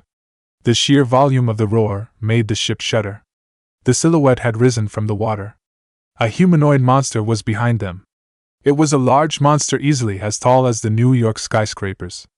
It was standing on 2 legs which carried a muscular frame covered in large scales. Behind it, there were long and large tentacles easily big enough to pluck ships out of the water. The demigods' eyes widened as soon as they saw the third monster. What is that thing? Percy asked. It's that thing from that movie, Naruto asked. What was it again? The others gave him quick, odd looks. That doesn't matter right now, Annabeth yelled. We're boxed in. The monster sent its tentacles at the back of the ship and started tugging. Cut those things off, Clarice ordered. The demigods scrambled at the Daughter of War's command. Each of them chose a tentacle for themselves and began slashing at it with their weapons. That managed to release the hold that the monster had on their vessel. The problem is that it made it mad. The monster started moving towards the ship. We can't spare any more cannons for that thing, Clarice shouted. We won't get them ready in time. Heads up, Percy warned. It's coming. Take care of the Charybdis, Naruto ordered his friends. No, Naruto, Annabeth tried to stop him. We're doing this together. We don't have a choice, smart girl, Clarice said. We'll have our hands full with them. Clarice stuck a thumb back to point at the 2 monsters guarding the entrance to the Sea of Monsters. Annie, I have to, Naruto explained. We might not survive if I don't hold the other one off. Naruto walked forward to jump off the ship. Man, those sound like famous last words, Percy commented, which didn't help Annabeth's mood. Naruto, don't you dare! The giant monster was closing in, so Naruto prepared his attack. Kage Bunshin no Jutsu! The shinobi yelled. Each of the clones rammed themselves onto the monster. With the proper chakra burst as the clones hit, each hit felt like a truck. They actually managed to push the monster back. The remaining clones fired all the weapons they can at the huge monster. There were kunai with explosive tags, shuriken, and bow and arrows. The other clones drew kunai in hand and charged at the monster, slashing and hacking at the monster's tough hide. Back at the ship, the other demigods were sailing through Charybdis whirlpool. The ship lurched forward, throwing the passengers to the deck. Full reverse! Clarice screamed over the noise. The sea churned around them, waves crashing over the deck. The iron plating was now so hot it steamed. The dead Confederates rushed back and forth. The propeller ground into reverse, trying to slow the descent of the ship, but it was no use. The ship continued to slide to the center of the vortex. "Well, get down there and fix it." "Can't," the sailor yelled. "We're vaporizing in the heat." Clarice pounded the side of the casemate. "All I need is a few more minutes. Just enough to get in range." "We're going in too fast," the captain said grimly. "Prepare yourself for death." "No!" Tyson bellowed. "I can fix it." Clarice looked at him incredulously. "You?" "He's a Cyclops," Annabeth said. "He's immune to fire. And he knows mechanics." "Go!" yelled Clarice. "Tyson, no!" Percy grabbed his hand. "It's too dangerous." He patted Percy's hand. "Only way, brother." His expression was full of determination and confidence. "I will fix it. Be right back." As Tyson followed the smoldering sailor down the hatch, Charybdis decided to show herself.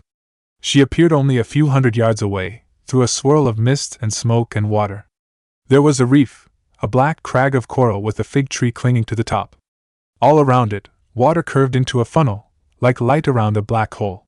Anchored to the reef just below the waterline was an enormous mouth with slimy lips and mossy teeth the size of rowboats. And worse, the teeth had braces, bands of corroded scummy metal with pieces of fish and driftwood and floating garbage stuck between them. Charybdis was an orthodontist's nightmare.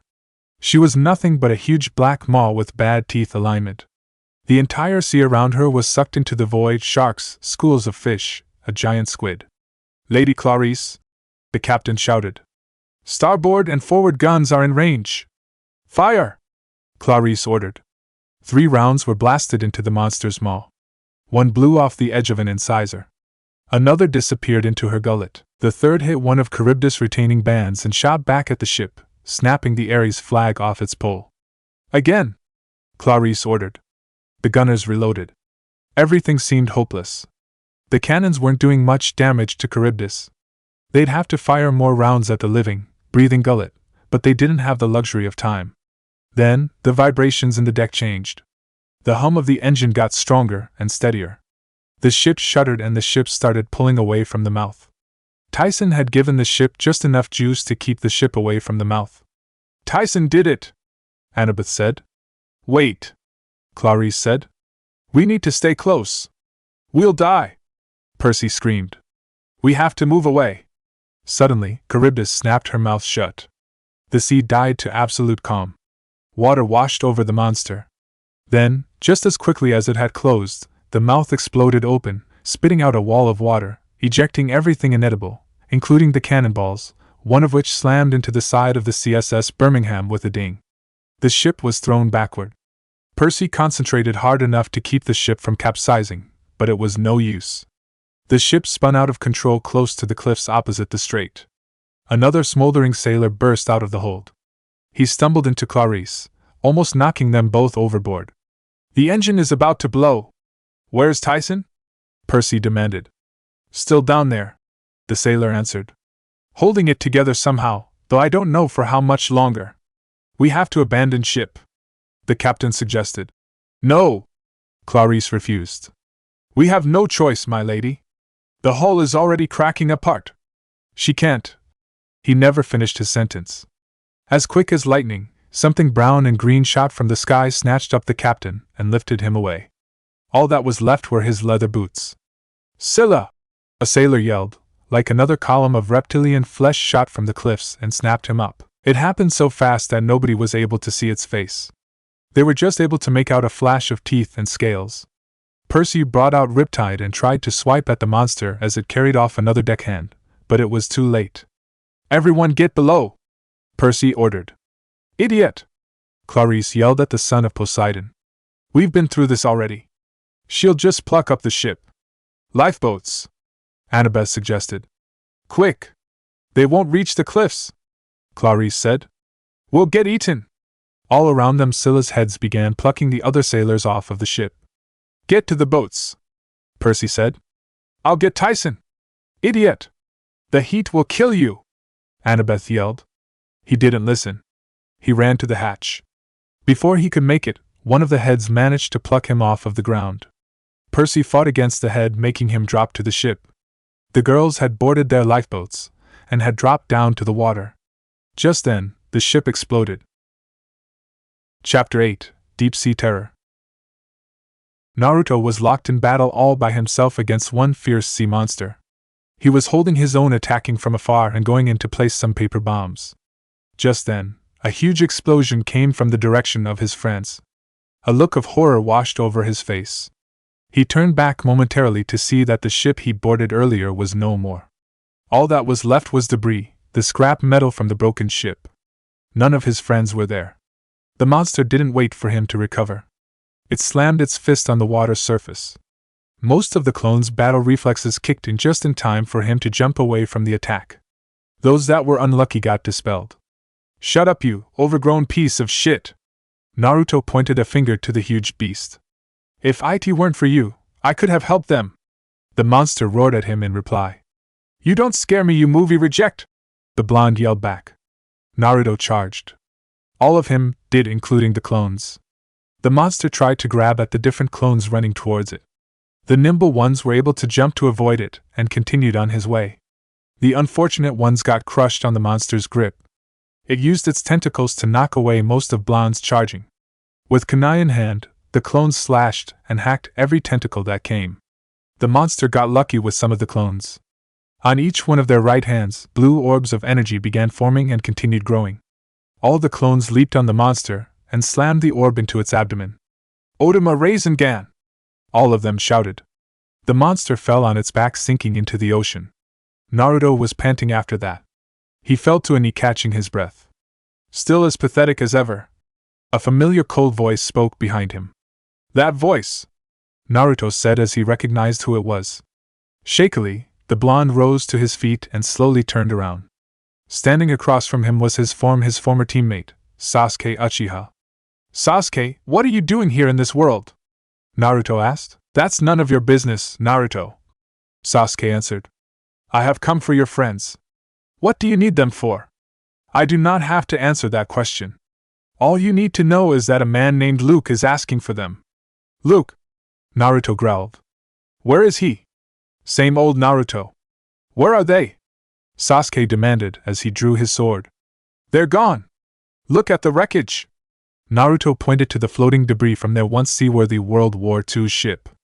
"Then I have no need to stay here anymore." Sasuke turned around to leave. "Sasuke, wait!" Naruto called out. "You've got to go back to the village." "Why?" "So I could play ninja with you there once again? Orochimaru only wants to make your body his. I told you, Naruto, you wouldn't understand why I will risk even that so I could obtain power. You had no parents from the beginning." Naruto just growled. Sasuke smirked. "You want to bring me home to the leaf, yet you yourself are here far away from it. You don't know the circumstances," Naruto said. "But I will bring you back to the village. I don't have to fight you right now. I will find your friends. You won't get to my friends. I will stop you here and now." "So be it. Just prove to be a challenge this time." Sasuke turned to face the blonde. The two shinobi stood a few feet from each other, either of them backing down. A few seconds later, the two began to weave their hand signs. They both stopped at the hand sign of tiger. "Katan, Gokaki no Jutsu!" Two orbs of fire were produced from the mouths of the two shinobi. The two balls of fire collided with each other with equal power. Sasuke smirked. "So you know fire jutsu, no?" "A lot has changed since then," Naruto answered. "You're not the only one who has changed," Sasuke said, his eyes glowing red from his visual prowess. Sasuke's blade crackled with lightning.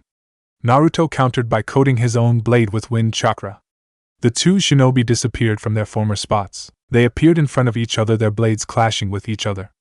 Neither of them was giving the edge. Naruto twisted to avoid the sword and sent a kick aimed at his opponent's head. Sasuke raised his arm to block the attack, but the force made him skid a few inches over the water's surface. Sasuke summoned different shuriken from the summoning seals on his arms. "Futon de Tapa!" Naruto blew away all the weapons that Sasuke was throwing at him. Suddenly, the monster from earlier rose from the water.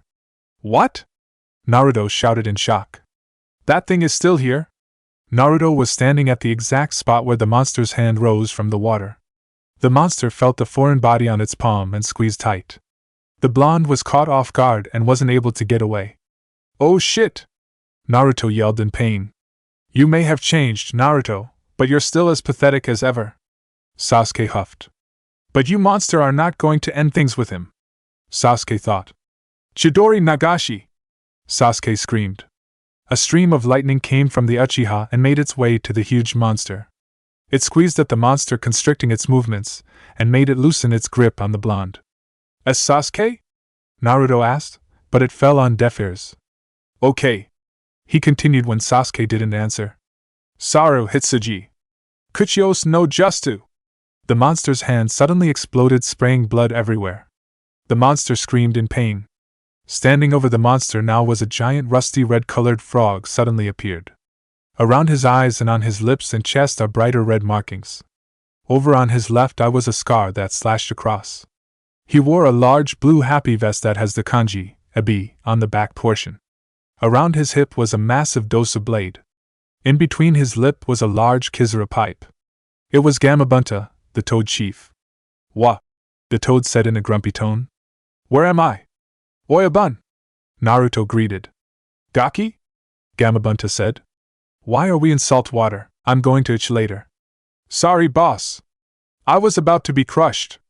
Naruto apologized. By what? Naruto pointed downward to the monster. The water started bubbling. Heads up. Naruto warned. The Toad boss leapt away just in time. In his former spot, the Kraken emerged from the water for an attempted surprise attack. Gah! What is that ugly thing? Gamabunta asked. It's called the Kraken, one of the monsters in this world. Naruto answered. So, could you help me defeat that thing? Hell no. The Toad boss refused. What do you mean, hell no? The blonde asked. You aren't my subordinate yet. You promised me to have that drink when we fought Shikaku. This isn't the time for that. That thing will get you too if you don't help. I can dispel the jutsu and return home all by myself. Gamabunta said to the dismay of the blonde. Speaking of home, where have you been all this time? Naruto was about to answer, but the Kraken didn't give them the luxury of time to speak. It stumbled forward and tried to wrap the giant toad with all its tentacles. Gamabunta, the expert swordsman he is, sliced through the tentacles and slashed and stabbed through the main body. The chief toad opened his eyes. He was surprised with what he seen. What? It took no damage? Regular weapons don't work on them. Naruto explained. Why didn't you tell me? Gamabunta berated the boy. All this fighting didn't give me time to explain. Naruto answered. I see your point. Gamabunta said. What about if we use physical attacks like the last time? Boss. That's a great idea. It's worth a shot. Henge. The two partners shouted. A giant puff of smoke enveloped them. A huge claw with orange fur came forward from within the smoke cloud and raked its claws on the snake's body. The smoke cleared, revealing Naruto and Gamabunta's transformation. They took the form of a giant orange-colored kitsune. They had transformed into the blonde's tenon hiding in his seal. The giant fox roared in defiance at their opponent.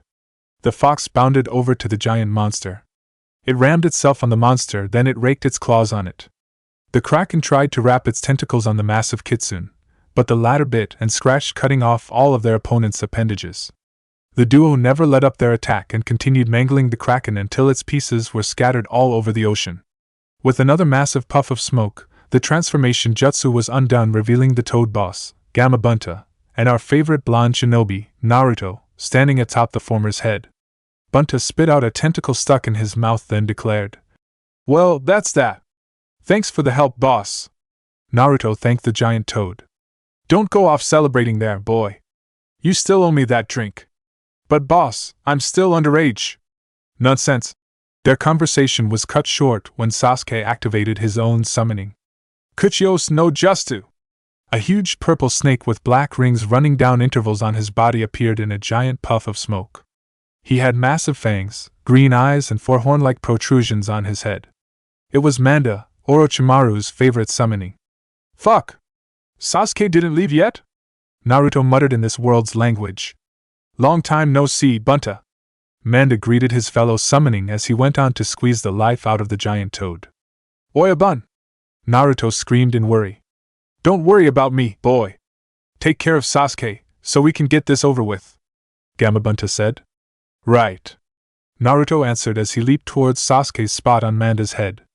The two exchanged blows. Naruto was getting exhausted from all the jutsu he had been firing and all the fighting he had been doing.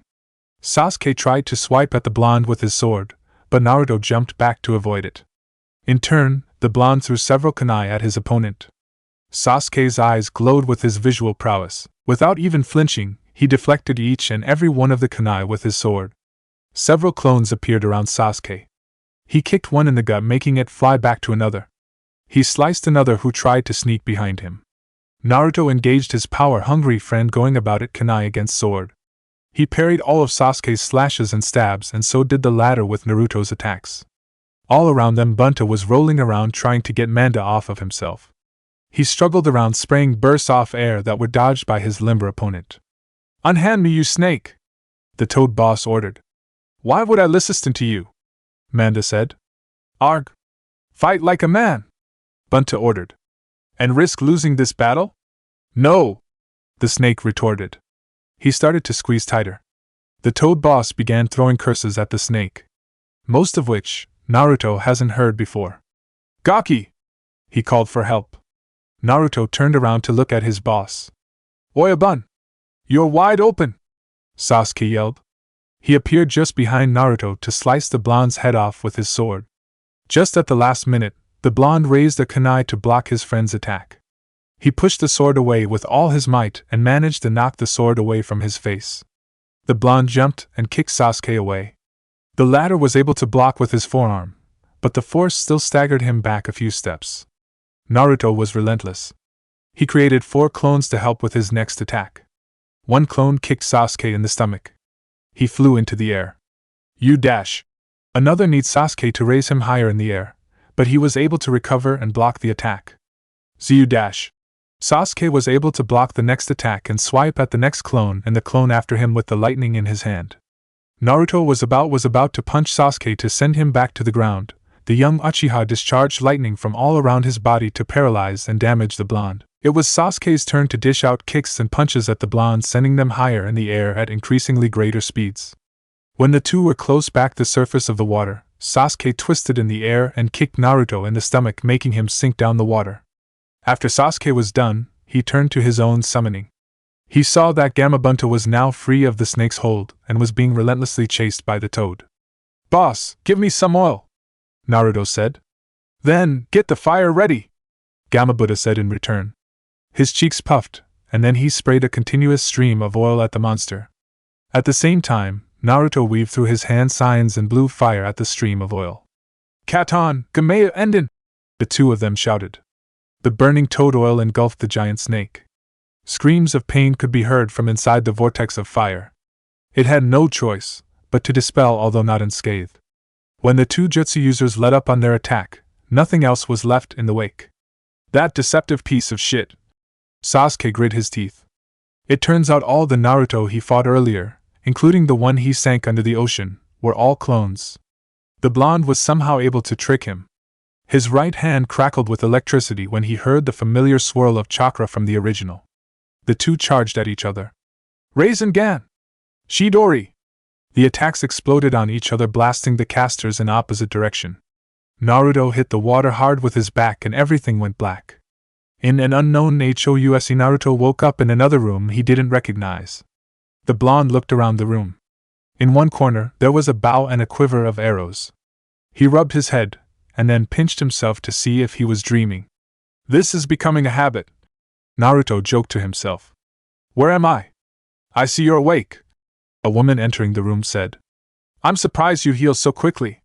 The woman had bronze arms and long golden hair that zigzagged down her back in an elaborate ladder weave. Her skin glowed against her white sundress. I don't mean to be rude, but who are you? Naruto asked with a confused expression on his face. Oh Naruto, I am sure you have read about me. I am family after all. The woman giggled. Naruto tilted his head in thought. Naruto dug deep into his mind, back at the time he was brought into this world. Mom made me read all those books, But they didn't really have accurate portraits of the mythological world, Naruto stated. I see your point, the lady said, so she decided to introduce herself. I am Leto. Grandma Leto? Naruto said. Yes, Naruto. Leto smiled. It's nice to finally meet you. Naruto rushed over to hug the lady. Leto was surprised, but she still returned the blonde's hug. I thought I'd have to wait longer to meet my family, Naruto said. So Artemis didn't see you yet, did she? Naruto shook his head. Oh, that Artemis, Leto said. She's probably busy doing her duties to Olympus. You have to understand, Naruto. She doesn't have time to visit even you, Grandma? Naruto frowned. No, Naruto, replied the Titan sadly. That's so sad. Naruto's voice trailed off. I've gotten used to it over the millennia. The humans have forgotten about me too after the gods have risen to power. Now, we peaceful Titans are living among humans without you knowing. I know what loneliness feels like. It shouldn't be something one should get used to. Well, what can you do, anyway? How long was I out? You've been out for a day. I'm surprised you could still fight your friend after almost being crushed by the Kraken. Naruto winced. He tried to move his body. His bones may have healed, but the pain was still there. You saw that? Naruto asked. Leto nodded. By now, the whole mythological world is aware of you after your battle. That is no simple feat after all. That was a tough one, I'll give him that. Naruto scratched the back of his head. Not to mention, the monster caught me off guard when I was fighting Sasuke. He is a hard monster to fight indeed. You are the first demigod in millennia to defeat it. Really? Cool, that is one massive understatement, Naruto. Yeah. I am at a loss of words myself. The two had fun talking with each other. Naruto told Leto about his childhood and his life in the Hidden Leaf. In the middle of the conversation, Naruto's stomach grumbled, making him laugh sheepishly. Leto laughed along with him. She snapped her fingers. A platter of sandwiches appeared in front of them. I don't suppose you do ramen, do you? Naruto asked. Of course, Naruto, my bad. Leto apologized, and she made a bowl of ramen appear. Naruto ate a lot of. He didn't even notice how hungry he was when he finished eating. While they ate, their conversation continued, but as usual, all good things have to come to an end. It was nice to meet you, Grandma Leto, but how soon can I leave? Naruto asked the Titan. A look of pain flashed over Leto's face, but she forced a smile. Oh, Naruto, I know that you have a quest to complete. You can leave as soon as you have recovered, she said. Naruto jumped up and stretched the kinks out of his system. I guess you weren't kidding when you said you were a fast healer, Leto commented.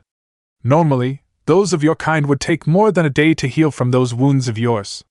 Well, you know, my tenant helps in that department, Naruto said while scratching the back of his head. So I've heard, the Titan said. Wait, how do I get back? I will take care of that. Leto was about to snap her fingers to send Naruto back, but the blonde stopped her. Wait, Grandma. What about you? He said. Well, I'll stay here and live in peace as I have been doing, Leto answered. But you'll be all alone again. I'll be fine, my boy. I mean, I have survived all these millennia. How hard could another millennium be? Naruto didn't sound convinced. He then had an idea and he dug into his pouch. I have been working on these with Annabeth back in Virginia, Naruto said as he produced a silver and bronze kunai. Though, I was only able to make one. What's this? Leto asked. It's a kunai with a special seal. Once I master my dad's jutsu, I will be able to come and visit, the blonde explained. Oh, Naruto, you don't have to. Humans can be forgetful just as the gods can. Leto waved him off. Well, I'm different, Grandma Leto. Once I give my word, I will fulfill it no matter what. Oh, all right. Come on then, you have a quest to finish. Yeah, have to save camp again. Leto smiled. She snapped her fingers and Naruto disappeared. Back at the SEA of MONSTRS when Naruto came to, he was on a boat big enough to fit 3 people. He had a backpack on his back filled with a change of clothes and some supplies. It hadn't been long since he got teleported back to the quest. Though, he told himself that he needed to get used to the teleporting thing when he masters his dad's jutsu. So there he was, sailing the open seas. He had clones out to help him helm the small ship. Thankfully, there were no storm clouds or monsters in sight. The blonde noted to himself not to say this out loud, lest he would face the curse Percy had placed them in back in their first quest. Thank God for his wind manipulation to speed up his traveling. For miles, there was nothing but water and the occasional sea creature. He made sure to ask if the creatures had seen something unusual in the waters. The only responses he got were a burning building coming from a direction the creatures pointed. He decided to go on the lead. After a few more miles of traveling, he spotted a lone brown rowboat floating aimlessly in the water. He decided to check it out. From afar, the boat looked like there were no passengers. When he got closer, he saw a boy maybe a year or two older than himself. He had golden brown and tan skin like Annabeth's. The body was covered in wounds and was unusually thin. Naruto checked his pulse. He couldn't feel anything. The boy was dead. What is Child of Athena doing here awfully far from home? Naruto asked himself. The blonde inspected further. He saw that the boy was clutching something in his palm. He pried it open. Once it was open, he saw a coin. It had the symbol of an owl on it, the symbol of Athena. Naruto didn't know what to make of it, so he pocketed the coin. He sealed the demigod in one of his empty scrolls so he could bring home the body for a proper burial back at camp once the quest is over. He continued on his way. A few minutes later, he could see plumes of black smoke rising from afar.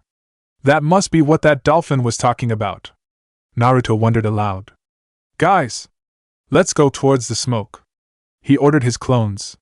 Yes, sir! The clones answered in unison. The origins of the smoke soon became visible to the one-man crew of the boat. There! One of the clones shouted as he spotted an island. Right! The others replied. I hope you guys are okay. Naruto muttered. It was a lone island in the middle of nowhere. It looked like a resort of some kind, except it was in flames and there was chaos everywhere. Just then, a scream came from inside the resort.